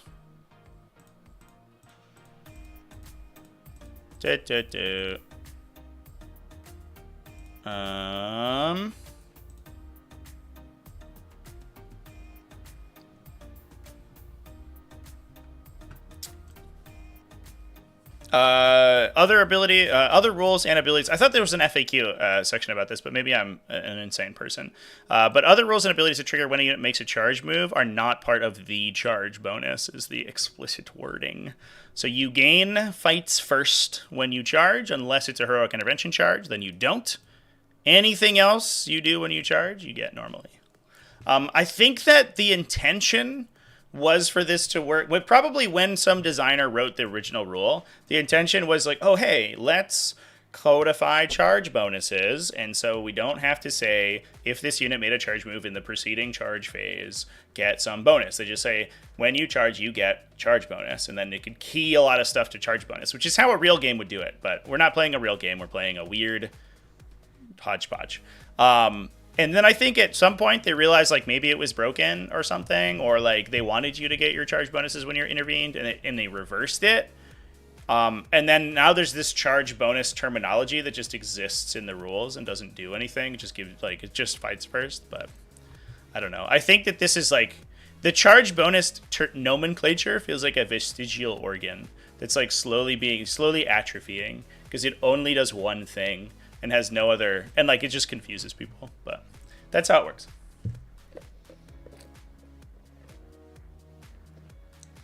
Do Devlin still count as mortals during a heroic intervention? Does Tigurius protect against them, chat? That's the question. Here's the thing. If Tigurius gets charged and your opponent uses the charge bonus, can he use counteroffensive for free? And the answer is yes.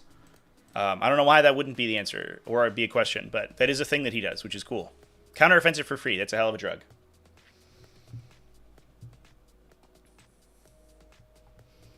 You've been cheating on Blood Angels? Not getting your charge bonus? Not getting your thing when you're heroic intervention? Yeah. No, it's really good. Heroic intervention rules now. Super sick. All right, there's some World Eaters. Let's hop over to Necrons, because I saw some people asking about Necrons. We've got the Midsummer Mayhem. Jason Mode was in Necron mode today and was playing an Awakened Dynasty and went 3-0. He was running a Nightbringer plus a Void Dragon. Orican the Diviner. He's back. Oh my god, it's been a million years, I feel like, since I've seen an Orican the Diviner, but it's literally only been 6 months. Plus an Overlord with the Translocation Shroud with Netherrealm Casket, which I think is one of the renamed things in the... That's the new name for Sempiternal Weave, right? I'm gonna double check myself here. No, excuse me. That's the Sempiternal Weave is now an Enaigic dermal bond. It's because Sempiternal was too hard to say, I guess, so they replaced it with a much easier word. Netherrealm Casket is the other one that gives you stealth. It gives you stealth. I forget what that was called. Hypermaterial Ablator. Nailed it. I fucking nailed it. We've got the dermal bond on a Scorpec Lord, who's rad now, by the way. So that dude has, I think, 7 wounds. Is that right? They are tanky boys. And with a 4+ feel no pain. 7 wounds and toughness 7. That is a profile. Holy crap. Plus they do mortal wounds on the charge, which I have on good authority that Tigurius can protect you against. Plus they give their they get hit rerolls, lethal hits, and devastating wounds if they burn a plasma sight. The only and they're attached to a Scorpion Destroyer unit, which they are. The only reason I bring that up is because the devastating wounds can be blocked by Tigurius's Psychic Hood, which is good. We have a Necron Warrior Squad, probably with the Translocation Shroud guy inside it, so that they get the super fast movement, because they can go an additional 6 inches instead of advancing, which is cool. And then they're -1 to hit, so just this sort of big classic annoying to kill Necron Warrior Silvertide unit. We've got 1 Canoptic Wraith unit with the Technomancer in it at that new juicy 250 points. 2 units of individual Locust Destroyers. I read that as 3 for a second, but that's only because they're 30 points. A Canoptic Reanimator, which can hang out within 3 inches of probably both the Warriors and the Wraiths to give them the bonuses on reanimation. That guy, Awakened Dynasty, is probably the one remaining home for this dude. I think that he does see some play a little bit in some weird Canoptech lists, and it might be that you have to cut a couple things to get points for the newly upcharged Wraiths and things, so you might have enough leftover points for a Reanimator. I don't think so. It's probably unlikely. And Canoptic Court's so aggressive and fast that you probably outpace the Reanimator, but you use so many reactive reanimation effects in Awakened Dynasty that getting the extra D3 from the Reanimator is kind of nutty. And then we've just got a big old Scorpic Destroyer unit to run at your opponent and beat them up. So we have a big unit that is -1 to hit with a 4+ feel no pain, and an Orican just like beating people to death in melee too. Plus a Scorpec Lord to counterpunch whatever hits that, and then a Wraith unit that can kind of operate by itself, and we're still taking 2 Catan shards to back it all up. So it kind of feels like we're back to old school Necrons a little bit. That outside of these Scorpic destroyers, which we're not seeing previously because they were ludicrously overcosted, but now they're very reasonable, and the Scorpic Lord's kind of a sweet dude by himself. This definitely feels like an index list almost.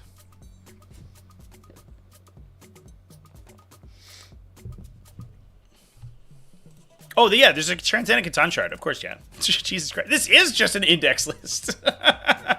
This guy just, Jason over here was just like, you know what? I have this list from fucking, like, last November. I'm just going to play that one. It's fine. Not running the Night Scythe? Yeah, Night Scythe is really good. I agree. For sure. High DP, I think the Night Scythe rules. But it is expensive, and... I don't know. You've got to not get it killed, which is not the easiest thing to do.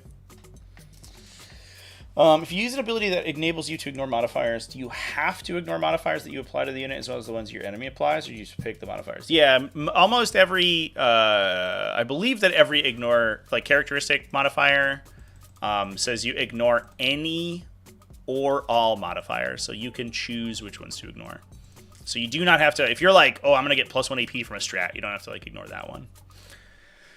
All right, folks.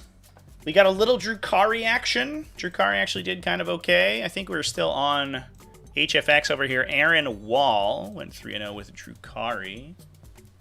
Rocking a little Sky Splinter Assault action. I think Drukhari, unironically, got super good with the Lord of Deceit change. The Lord of Deceit Archon, and I think jury's still out whether or not it affects all your Archons or just one Archon. I don't know. I think there's arguments to go both ways. It's probably the intention that it only gives you to your Warlord Archon, but the wording that they chose to use was super ambiguous, which is amazing. So, we're only taking one Archon here, so it's probably just that guy. But Lord of Deceit projecting an offensive CP increase aura is super good, especially because if you don't have Nightmare Shroud, it makes Overwatch cost 2. And obviously the downside of Drukhari a lot of times is that they're very susceptible to Overwatch because they're disembarking transports and then moving and then charging. So they have a lot of individual instances where you can be Overwatched. But if you ensure that the Archon's at the front of your unit and always within 12 inches of enemies at any of those points, then your Overwatch costs 2. So even if they didn't have Nightmare Shroud, it's so much harder to Overwatch these guys. It's crazy. We then have a Beastmaster, 1, 2, 3 units of Campbellite Warriors, plus a Rack Squad. Taking a bunch of Venoms to split those guys up into little units, so we have a lot of utility available to us. +1 Raider to get a big unit into. That's the big unit of 10 on Incubi for that Raider right there. 3 units of Mandrakes for utility, 2 Ravagers, 3 Reaver squads, and 3 Scourges. Even at their new points value, still dropping the 3 Scourges. I think you kind of have to. One of them's running Heat Lances, though. That's cool. That's so interesting. I wonder what the Heat Lances are specifically keyed to. Probably, I don't know. Maybe there's, some super heavy infantry stuff that you don't necessarily want to put the Incubi into. But you can just, vaporize, Centurions or something with those guys. No problem. Higher AP, but lower strength is the downside. Oh, and they're assault, I think, right? So they actually, get a lot faster. That's probably the real answer. Looking good.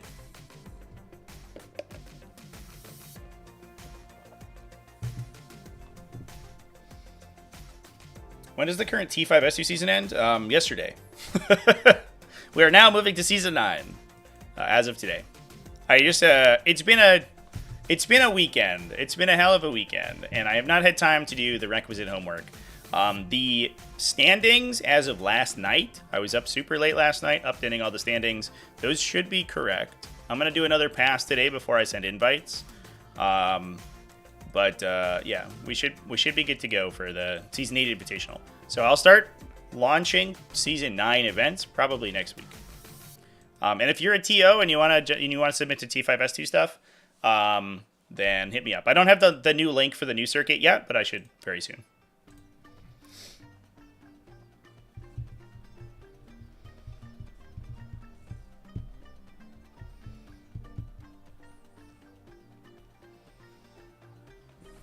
Yeah, the range 18 is bad for sure.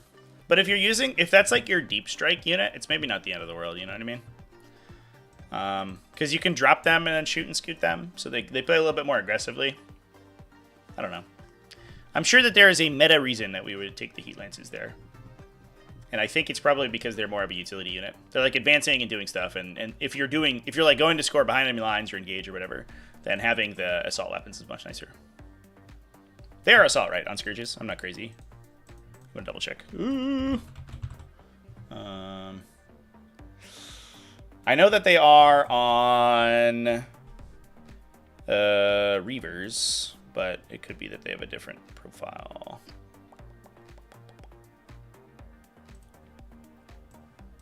Survey says... Oh, thank God, they're not assault. They are assault, they're not heavy. Or they are heavy. And assault. They're both. They do everything. Assault and heavy. Let's go. Oh, they're strength 14. Oh, sorry. I thought they were lower strength than Dark Lances. Are they really strength 14? I thought they were strength 9. Am I an insane person? I think I'm an insane person. Wait, Heat Lances are goated. What? They're just less range than Dark Lances, but they're plus 1 utility strength and plus 1 AP. And I guess they don't do base damage, but they have the Melta damage. But you can advance them into Melta range. Oh, I did not realize that they were higher strength. Dang, okay. No, these things rule. Well, I'm sorry, everybody. I just totally misled you. I was like, they're only strength 9. They're definitely not. They're actually strength 1 trillion. Okay, no, Heat Lances fucking are sick. I'm surprised we don't see more of them, to be honest. Especially on a deep striking infantry unit. Interesting. I don't know. I must have been thinking of blasters, chat. I must have been thinking of blasters. I think I was just equating them with with fusion. I think I just thought that they were fusion guns, but they're way better. They're like, that's really good.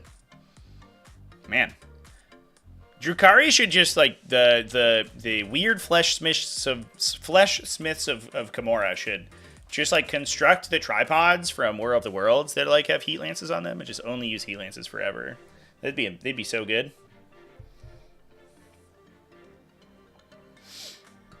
Heat Lance is great as Yunari. Shoot, advance in Melta, and fire and fade for 40 inches. And you get an auto 6 advance, right?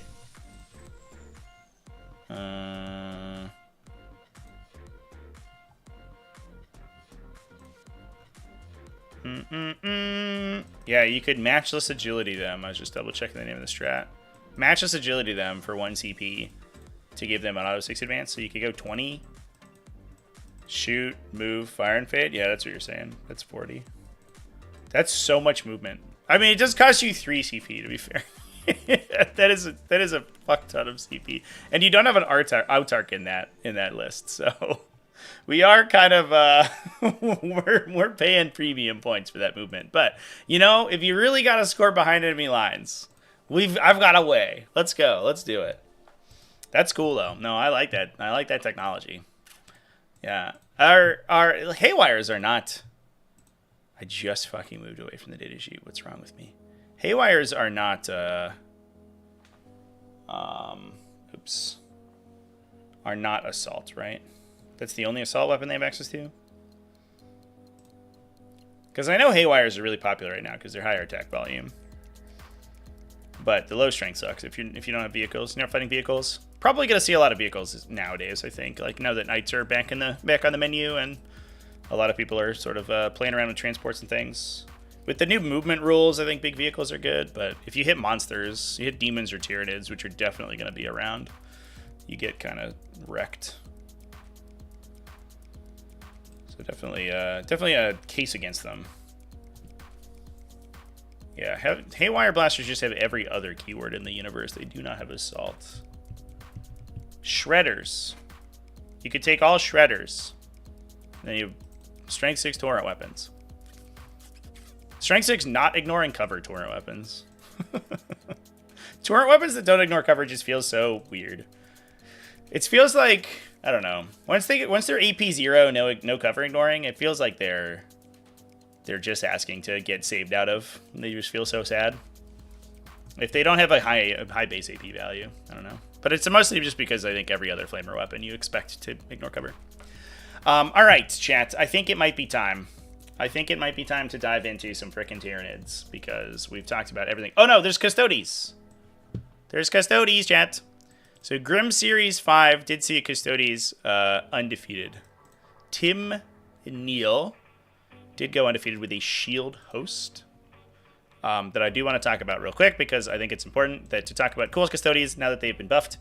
We are rocking double Blade Champions and a Blade Champion with Panoptis Specs, which I think is the Ignore Cover enhancement that Shield Host gets. It used to be like Eagle Eye, right? Was that changed? The name changed? Maybe I'm a stupid person. Yeah, you get Ignore Cover. We're running triple Custodian Wardens for those guys to jump into. We do have Kyria Draxus still in the list in a unit of only 4 Custodian Guards. So we're just cutting some friends to open up some points values here. But we do have some pretty serious shooting. Like one of these guys is AP1 Ignore Cover, which is not too bad if you're fighting infantry. Plus we have the Kyria Draxus unit, which is like a legitimate, like reasonable amount of damage. And we have a Caladius Grav Tank sitting in the back too. Plus Prosecutors and Witch Seekers to act as utility. And double Venatati Custodians. Venatati! I don't know about anybody else, but every time I see these guys on the table, I think of Londo Molari from that show. Babylon 5. Jesus Christ. One of my favorite shows of all time, and I can't remember the name. Molari. But, yeah, no, this guy, these guys, really, really good. For basically the points value... slightly more points there. What are they? Well, 55 points. So 10 points more than a baseline Custodian Guard. Hear me out, Screamer Killer is ready to go. S11 and doesn't lose pivot distance. Just lie to me and tell me it's good. Screamer greater than Carnifex. Sean Hannon, I don't think I'm going to lie to you when I tell you it's not bad. I don't want to say that it's good. Thanks for the super chat, by the way. You're the best. Give me a little heart. I'm not going to say that it's like I think the greatest thing ever, but I do think that Screamer Killers are very playable now. Like you said, no pivot distance thing is great because they overhang their base on the sides super far. Plus, they can move through terrain with their arms, which is great. So they're going to be on.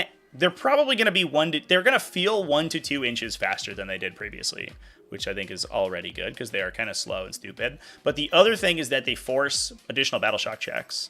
And that's great. So your strength 11 in Synapse, you are probably taking only 1 Neurolictor, and I think that part of the gameplay is going to be forcing battle shock checks outside of that Neurolictor to then apply the Neurolictor buff to stuff. So I was playing around with Tyranid lists. I haven't played too many games, to be fair, so I can't like speak from authority on the new Tyranids. But I was playing around with Tyranid lists that were like very heavily relying on Exocrines, because I think Exocrines are like they went to strength 9. And didn't change points value, and probably have lethal hits baked in all the time, which is kind of insane. So getting the Neurolictor aura with a bunch of Exocrines basically mean whatever they're shooting at just dies for very low investment. And being able to use Screamer Killers to force additional battle shock checks on people is super sweet. The downside is that they don't. Their the Synapse doesn't imply its -1 battle shock check modifier unless it's a shadow in the warp test, which is a little weird, like anti-synergy, but.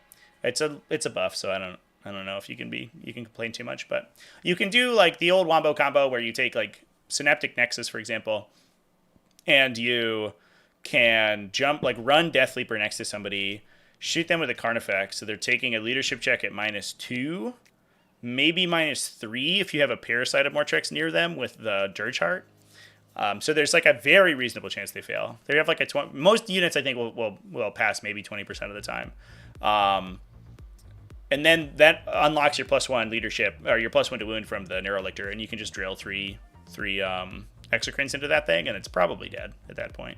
You can't use defensive stratagems unless you trigger it immediately against the Screamer Killer. And Although they did change it so that if you use a defensive strat and then get battle shocked, the defensive strat still applies, which is a little annoying, but it is what it is. But that then like you're just off to the races. You just rip a ton of damage into them for the cost of maybe Death Leaper. I don't know. Feels good, man. Or also, fucking +1 to hit. Stupid zoanthropes. +1 to hit and wound if they're battle shocked. Oh my god. Oh boy, pretty good.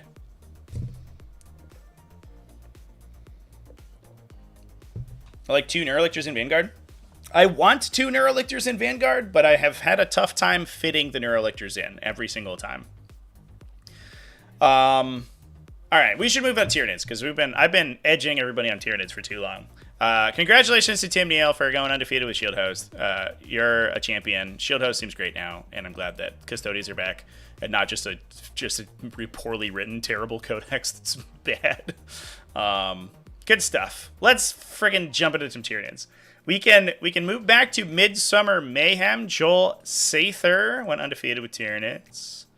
Start jumping in, and I'll probably try to hit as many different detachments as possible. This is bizarre. We're running an unending swarm today. This is using the updated points values, right?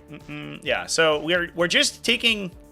We're actually not really focusing on the battle line stuff. So the downside of unending swarm is that you can only use the unending swarm strat once now, instead of being able to do it multiple times a game. Which was mostly, you took a gargoyle unit and you just constantly recycled it onto your opponent's objectives. You would deep strike, shoot, move, your opponent would kill it to clear the objective, you'd put it into reserve and do the same thing again the next turn. And I guess they thought that was a toxic play pattern, so they got rid of it. So this list is running just 60 Termagants. We have 2 Tervagons to keep them topped off, so we're basically trying not to lose the units, essentially. And we have Swarm Lord that can protect them with Lord of Deceit. We don't have any free strat guys, but the Swarm Lord does give you additional CP, so it's probably fine.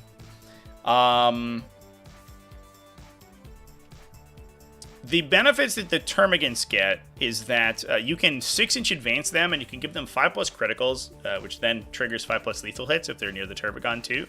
So they actually can do a little bit of damage. We have a Devourer unit, in fact, to shoot 18 inches rather than 12 like the Spine Fists. So they're actually doing like kind of okay damage at range, and they're super fast, so they can just constantly take your objectives away. And then we're banking it up with like actual good fighting. So we have looks like it's 6 Tyrant Guard to jump in with Swarmlord to keep him going. No Venom Thropes, which is interesting. Looks like a mix of 3 Crushing Claws and 3 sets of Scything Talons. I do think the Scything Talons are actually probably, or at least their Claw profile. They have a Bone Cleaver profile that goes to Strength 6, which is 2 damage, I think, which is not too bad.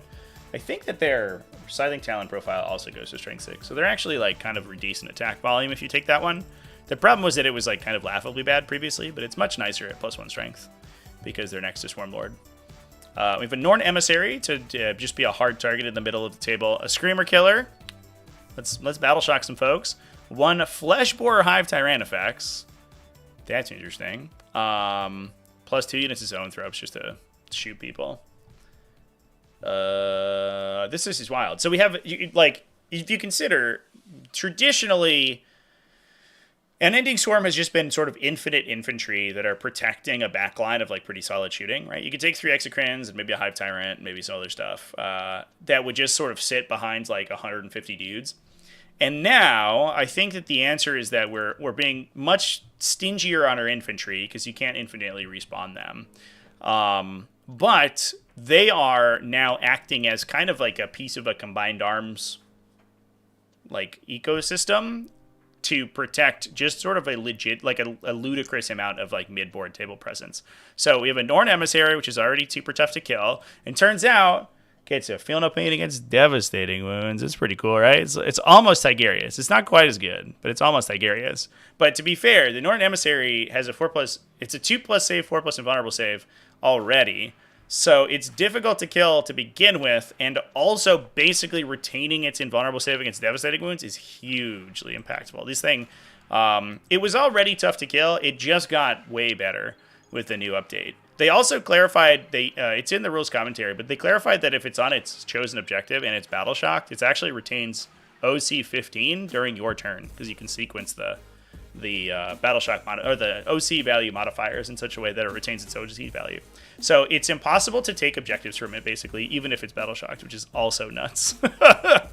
Unless you are just dramatically out objective controlling it, which is super hard. And then, wait, there's more. There are 2 Termagants and the Swarm Lord in the middle of the table too. So you have like a carpet of Termagants, which will probably die pretty quickly, but can push up the table super far, muck with your opponent, engage their stuff, take their objectives, and then on top of that, you also have 3 like T11 plus 2+ save, like big mamas, plus a Screamer Killer, plus a huge Tyrant Guard brick, plus the Swarm Lord. Like what is, like, you have to have the perfect selection of weapon profiles to kill both the infantry and the monsters. And if any one of them stat checks, you just get blown up.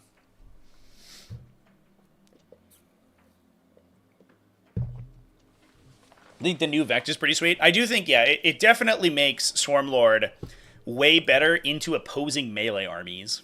Like, you say you're playing Blood Angels, right? And you're like, all right, boys, I'm gonna come in on this fucking Norn Emissary. This thing sucks. It's a big stupid idiot, and I'm gonna charge it with 10 Death Company, and I'm gonna vaporize it. And your opponent's like, 2 CP Red Rampage, please. And you're like, ah. I guess you probably aren't doing that with Death Company. They're already +1 to win, probably, because they have a Chaplain. But whatever. An offensive stratagem. Swarmlord's like, pay 2, please, thank you. And you're like, okay, well, this sucks. I'll pay 2 for my bonus. So you kill it, and your opponent, and then Tyranid player's like, all right, I'm gonna shoot you with a gun. You're like, Armor of Contempt, and like 2 CP, please. And you're like, okay, I'm probably out. I don't think I have the I don't think I have the command points for this. They've just bled me dry. They're bleeding me dry. Taxation is theft, Swarmlord. How dare you?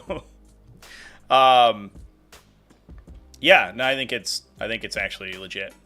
Especially in a list that is front loading so much beef, right? Like, we're just playing ridiculous amounts of like super tanky, really punchy dudes. To the point where you probably can't kill them all. I think if you just have Swarmlord by himself, he's not that hard to kill. So your opponent's probably just gonna ace him with a gun. But putting him in with the Tyrant Guard means your opponent has to dedicate actually like legitimate shooting to the Tyrant Guard, which is relevant if you're also pulling focus from like Norn Emissaries and Turbogons and stuff. So I wouldn't take Swarmlord just by himself like all the time, because I do think he's a little squishy for his points value. But if you are combining him with this like ridiculously tanky front line that your opponent also probably has to deal with, I think is actually great. Interrupting for 3, yeah, you can also like, so like there were so many instances in pre-update where you could imagine, and I used this in my video, this example, where you imagine like a Land Raider Redeemer, which to be fair got its points increased, so it's less good, but a Land Raider Redeemer was just like the fucking nightmare, because if your opponent was holding, let's say 3 CP, you'd be like, all right, I'll move to and attack you, and they're like, Overwatch, kill half your unit, and you're like, great, I love this is super fun. And now I'll shoot you with a gun. And like Smokescreen, Armor of Contempt. So I'm a 1+ save, -1 AP, so a 0+ save with stealth. And you're like, okay, I'll shoot you for 2 damage with my whole army because you're impossible to kill. And then I'll finally charge you. And part of the strength of Redeemers was the fact that they had this like amazing synergy with all of the strats that Space Marines had access to. Taxing every individual instance of that basically turns that entire combo off, right? So like in this instance, you're like, okay, I'm going to move up. They're like, okay, I overrush you. And like, that costs you 2. So you go from 3 down to 1. You can't use any of those other stratagems. AOC costs you 2. You're at 1. You can't spend it. You can't use Smokescreen. You can't use AOC in melee. It gives you 1 stratagem, even if you were holding up 3 previously. Like, the both offensive and defensive implications of Lord of Deceit are nuts. Absolutely nuts. Yeah. Norn is still OC 15 while being battle shocked. In your own turn. Yeah, there's I guess we can take a quick peek. I talked about it in my video on Saturday. That went through all of the core rules changes. It's a little convoluted, but here we'll just take a look. It's in the FAQ section here. Because the active player, Norn Emissary is explicitly called out. So here we go.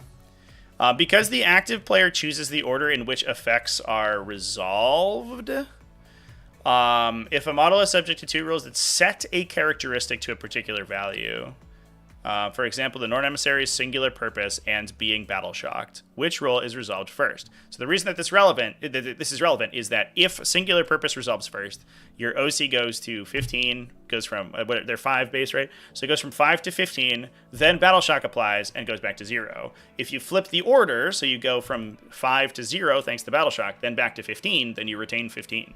The answer is that the order is determined by the active player. And I don't think this is a super new change, but I think that it was, I don't know if it was like that commonly played, to be honest.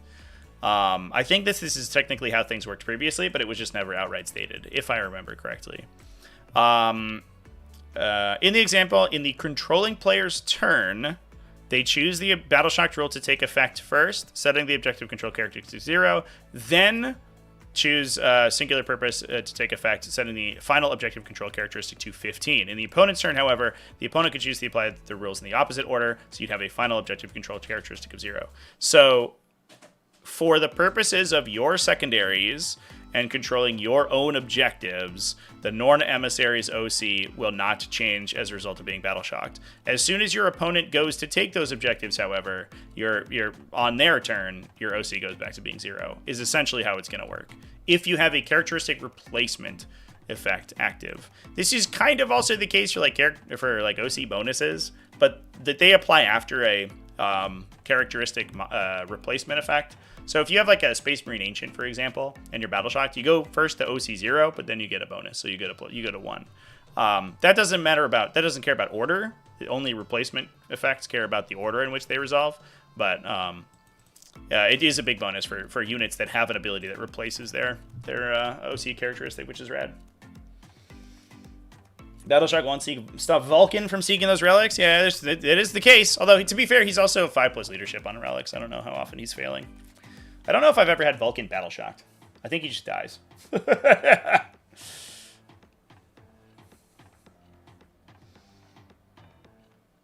new effect is going to be turned into once per turn pretty quickly. I mean, maybe. We'll see.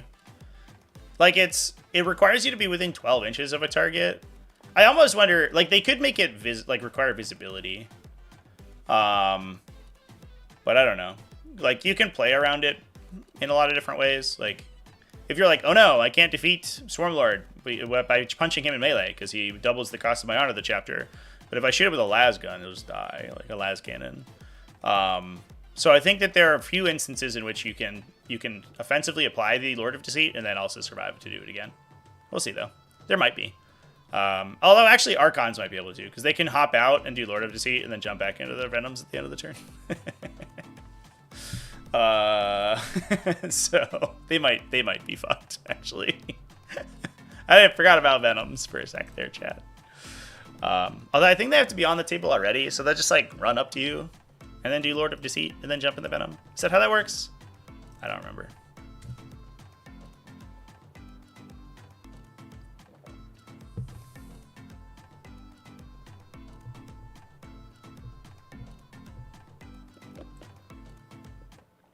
Grey Knight Terminators roll Battle Shock and they fail. They add 1 back as their banner. Yep. Yeah, that's not new, to be fair. And I don't think this other thing is new. I just don't think it had ever been like actually outright stated. It's a huge buff to the Norn Emissary, though. The Norn Emissary didn't get a points cut that people were kind of expecting, but it did get a lot of just core rules changes that made it like super dumb. Because now it gets its mortal wound effect against devastating wounds, and it also gets this Battle Shock thing, which is cool. See, another Tyranid player's like, I'm gonna Battle Shock you, and you're like, okay. I don't care. I wasn't gonna Armor of Contempt that guy anyway. All right, let's move on to another Tyranid army. Let's talk about, so this was Midsummer Mayhem. Meta games. I think I'm just duplicating all these things right now. Meta games did see some 3-0 Tyranids as well. Brian Miller with an invasion fleet running double Broodlords, chat. This is so cool because Tyranids went from being like, hey, you can play a weird Vanguard Onslaught or like John Lennon's Invasion Fleet list or bust, to playing, I guess like Sam Pope did okay with Unending Swarm, to be fair, to being able to play like basically fucking anything you want. The build variety just like quadrupled. 2 Broodlords, a Synaptic Lynchman Hive Tyrant, so his Synapse Aura is increased, I believe is what that one does. Plus a Neuro Tyrant with Perfectly Adapted, so he gets a floating reroll. Pretty good for his Flamer, because he can reroll on his Flamer, but also good for saves, so he can just like sort of troll around independently. We've got 2 units of Termagants for support. 20 Genestealers, so we're really running up the table today. Double Exocrine for shooting, 1 Maleceptor because it's hard to kill. A melee bioweapon Tyranid warrior unit. What the fuck? Plus a winged Tyranid prime. Okay, that's sick. Going to strength 6 for these guys, I think, made them legitimately playable in a lot of different ways. They were really annoyingly statted previously because they just wounded so much of the game on 6s. Anything that was tougher to kill than a Rhino, they really struggled with, which was unfortunate for Tyranids in general because that was already the profiles that they struggled with. So their one like actually good counterpunch melee unit was also bad at the things that they were bad at killing. But now being strength 6, and so everything that's not T12 or up is getting wounded more easily, is super good. Not to mention the fact that if you are running Neurolictors, which we aren't in this list, you also are slightly more likely to battle shock your opponent because of the changes to how Shadow in the Warp works, where you impose an additional leadership penalty if you're next to a Synapse creature. So there are going to be a greater instance of battle shocked enemies that these guys can get +1 to wound against. Once you're winning on 4s or 5s with the bioweapon warrior unit, they just go insane. They just kill everything. They attack so many times, it's nuts. Plus, they have sustained built in, so if you are adapting for lethal hits in Invasion Fleet, they can get potentially like both benefits.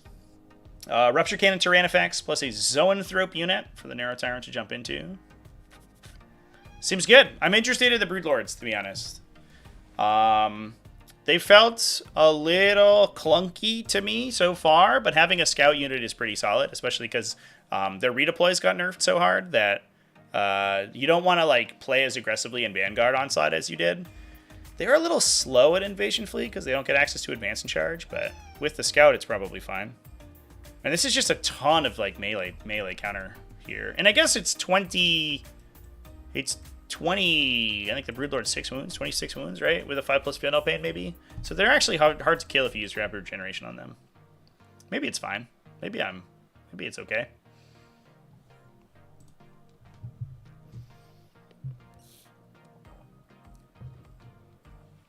Does Invasion buff the Warriors? Yeah, so it does a couple things. I think the biggest one, I mentioned that you can get lethal and sustained, because they get lethal hits from, or they get sustained, excuse me, from the Tyranid Prime, and you can get lethal hits from the Detachment ability. You can also, and this is a big change that occurred to stuff with Aura stratagems. You can use stratagems with multiple targets for free now because they removed the terminology that required that you have the same stratagem cost modifier on every unit that you target with a stratagem. So you can use... Oh, this is Crusher Stampede. Wait a minute. Where's my fucking Adrenal Surge? So for they have a 2 CP strat for 5-up criticals in melee, which you could previously use basically on like just the Hive Tyrant because it required that everybody that you used it on have the Hive Tyrant ability. So if you had 2 Hive Tyrants, you could use it for free, I guess, which was kind of not weird. But now you can just use it for free within 12 inches of the Hive Tyrant, full stop. So you can give them 5-up lethal sustain with reroll 1s to hit. So they have, including the Tyranid Prime, they have 42 attacks with reroll 1s. So they're essentially rolling like 49 attacks, basically, because you'll get 7 ones that reroll. And then 30% of those are lethal sustain. So you're getting another 17?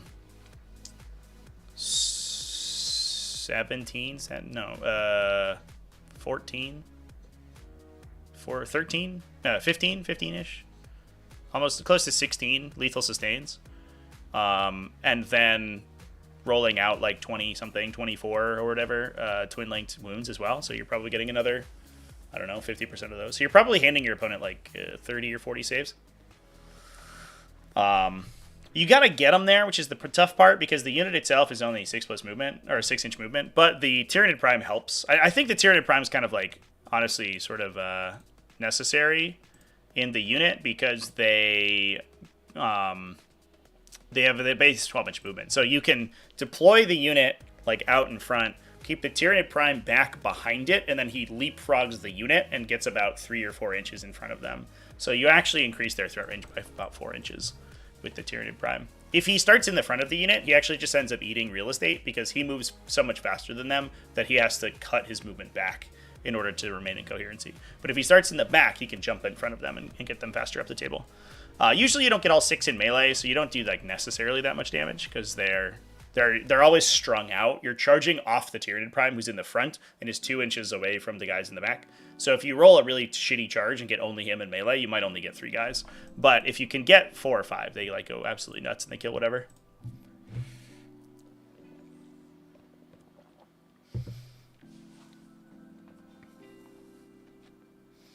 They can definitely be buffed in Vanguard for sure. Yeah, Vanguard's crazy because Vanguard gives them advance in charge, so they legitimately go super fast in Vanguard Invasion, or Vanguard Onslaught. They're much slower in Invasion, which is the downside. Why won't you cover my undefeated Deathwing list using Pariah Nexus? We have broke bread together, and this is how you treat me. I am hurt I say. Hiltemper Fireblade, thanks to the super chat. Which list is yours? Send me your list, and then we'll talk about it. Or link it in the chat, if YouTube will let you. I actually have no idea. Or just tell me where it is. If it's at an event that I didn't talk about, I probably just ended up getting enough lists that I stopped looking at the RTT lists, because there's a million RTTs every weekend, so I didn't take down every single one of them. I also didn't look at smaller events. If you were sub like 20-ish players, I didn't open it up. So like Broodlords all day, apparently, over here. We'll dive into one more Tyranid list. Game Night had some undefeated Tyranids. Ryan Verbeck with almost a perfect 300 score. 199-100. Holy shit. Rocking some Synaptic Nexus. We were running a Hive Tyrant and Swarm Lord. Oh my god. So this guy with Synaptic Control, so he gets a -1 damage. So he plays super aggressively. And I love that we're finally back to taking the melee Hive Tyrants. These guys have 10 attacks. They have 6 Strength 10 Twin Linked attacks, and then 4 Strength 8 attacks as well.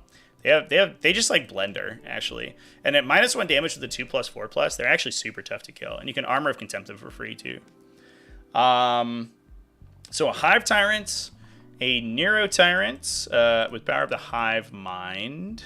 So the +1 Strength and +1 Strength and AP, I think, on his Flamer, which is pretty sweet. Plus the Swarm Lord. Interestingly, the Nero Tyrant's the Warlord, and I think again it's an open question, and it seems like we weren't playing it this way in this list, but it's an open question: who actually benefits from Lord of Deceit?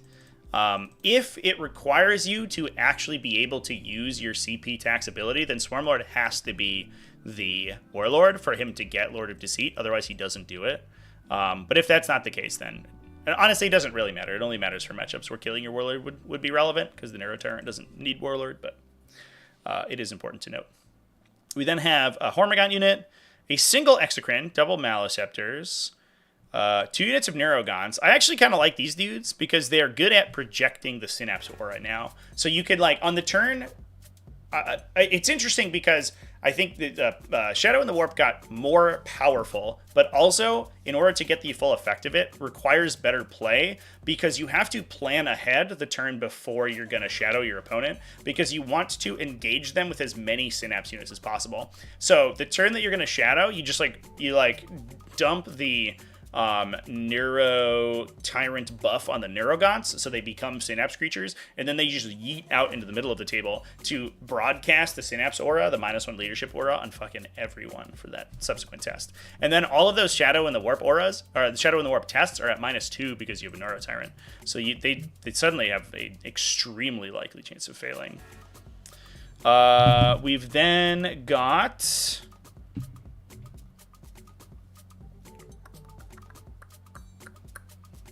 2 Neurolictors, a Norn Emissary, 3 Pyrovores, and a Zoanthrope unit for the Tyrant to attach to.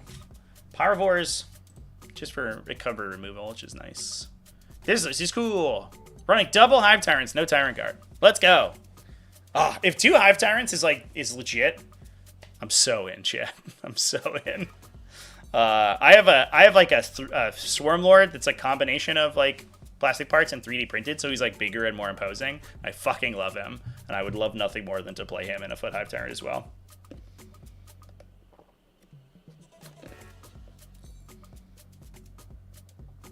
Been saying since the data slate dropped that Hive Tyrant plus Swarm Lord is a great combo. Yeah, I mean, it's good. It's so much free CP, right? Like, you will have more CP than you know what to fucking do with in this list. Because you get 2 strats for free with the Hive Tyrant, plus you get +1 for Swarm Lord. So, like, you're netting at least +3 CP per battle round. So while a normal list is rocking 2 CP a battle round, you play with 5. That's ludicrous. You start just CP rerolling random shit because you have no idea where to spend those points. It's so many command points. It's incredible. Plus, you get to like windmill slam redraws on secondaries all the time. It's interesting because the Pariah Nexus missions are so much harder to score, which is definitely, and I mentioned, I think when I did my breakdown of Tyranids, is definitely, it's much tougher for the factions that are more focused on scoring over killing. However, which includes Tyranids because they're very good at scoring. However, Tyranids now have more command points than God, and so you get to redraw whatever you want anytime. So you smooth your tactical draws super efficiently. You can't use the Hive Tyrant ability on it, obviously, because it's not within 12 inches of him, but you can use the CP you get from Swarm Lord on it, which is great. So Hive Tyrants give you a free stratagem in each player's turn.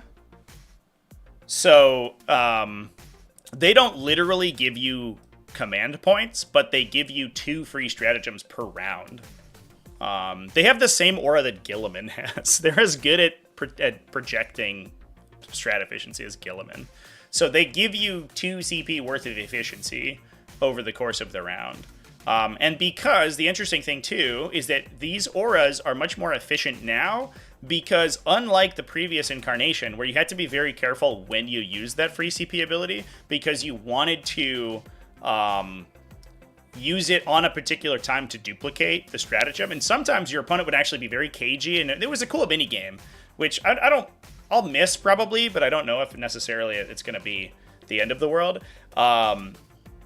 Where your opponent could try to juke your duplication of the strat, and you would try to save the Hive Tyrant's ability to duplicate a strat, so you got most effectiveness out of it. But sometimes it would mean you didn't use it. Now, because you can't be duplicated, and it just gives you a cost reduction, you windmill slam it as soon as it's eligible. As soon as you're going to use a stratagem within 12 inches of the Hive Tyrant, you do it immediately. Unless you can get a more expensive stratagem later in the turn. Which means that you find that this dude is just using his ability constantly. You're getting the value from it literally every single time. With the change to lone op strats, is it clear the first point has changed but the second point has changed? Yeah, the change to lone operative strats only affect the individual effect that makes a unit untargetable within 12 inches. They don't change the entire stratagem. They only charge that effect of the stratagem. So the 6-inch eligibility thing still counts. And like if you use Dark Obscuration or the new version, you still get stealth, for example. If you're in Chaos Space Marines, you don't lose stealth because it's a thing. Although that one's been rewritten anyway, so it actually doesn't apply. All right, let's talk about Webway games, chat. We're going to talk about some frickin' Dark Angels, because Drew Saltzborn over here has requested that we talk about some Dark Angels using the new rules. And we are running Inner Circle Task Force. Let's fucking go. So this one got changed. And I'm gonna have to refresher myself on it because I know what the change was, but I don't remember what the original thing was. They previously chose an objective, if I remember correctly, to be their oathed objective that they swore a binding oath to take from their opponent. And now they have the opportunity to do that to every objective on the table that they do not control. So previously, it was called Vowed Target.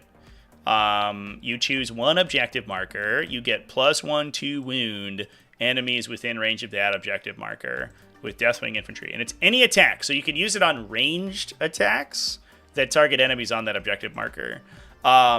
So previously, it was one objective marker. So, I want to kill that guy, and he's towing that objective. I'm going to choose that objective and then shoot him with missiles or whatever.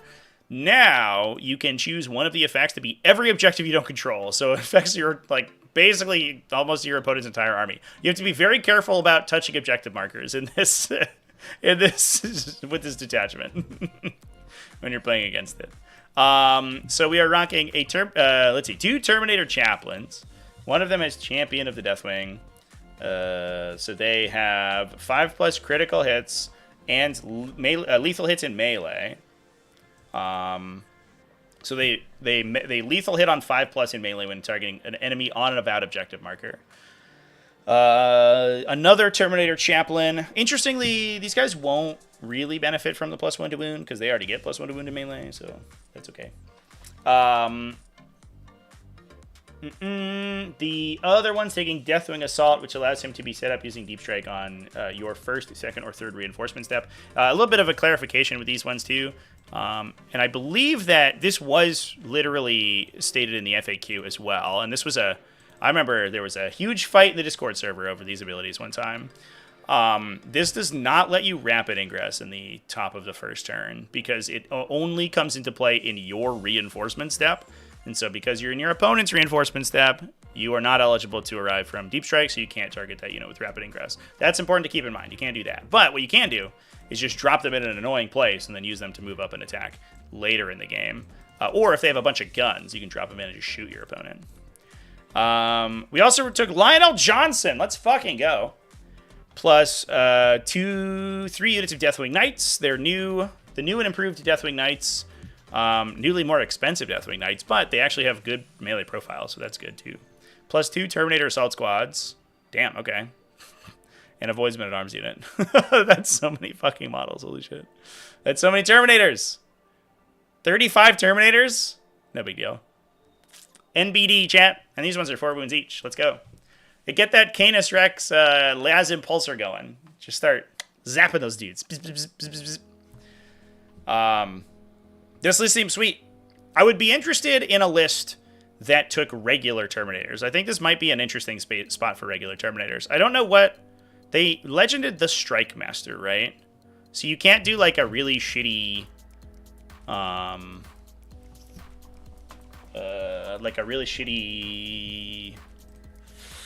fire discipline with them. But I wonder if there's a something there. I don't know. Probably worth considering. But no, that list is that's super cool.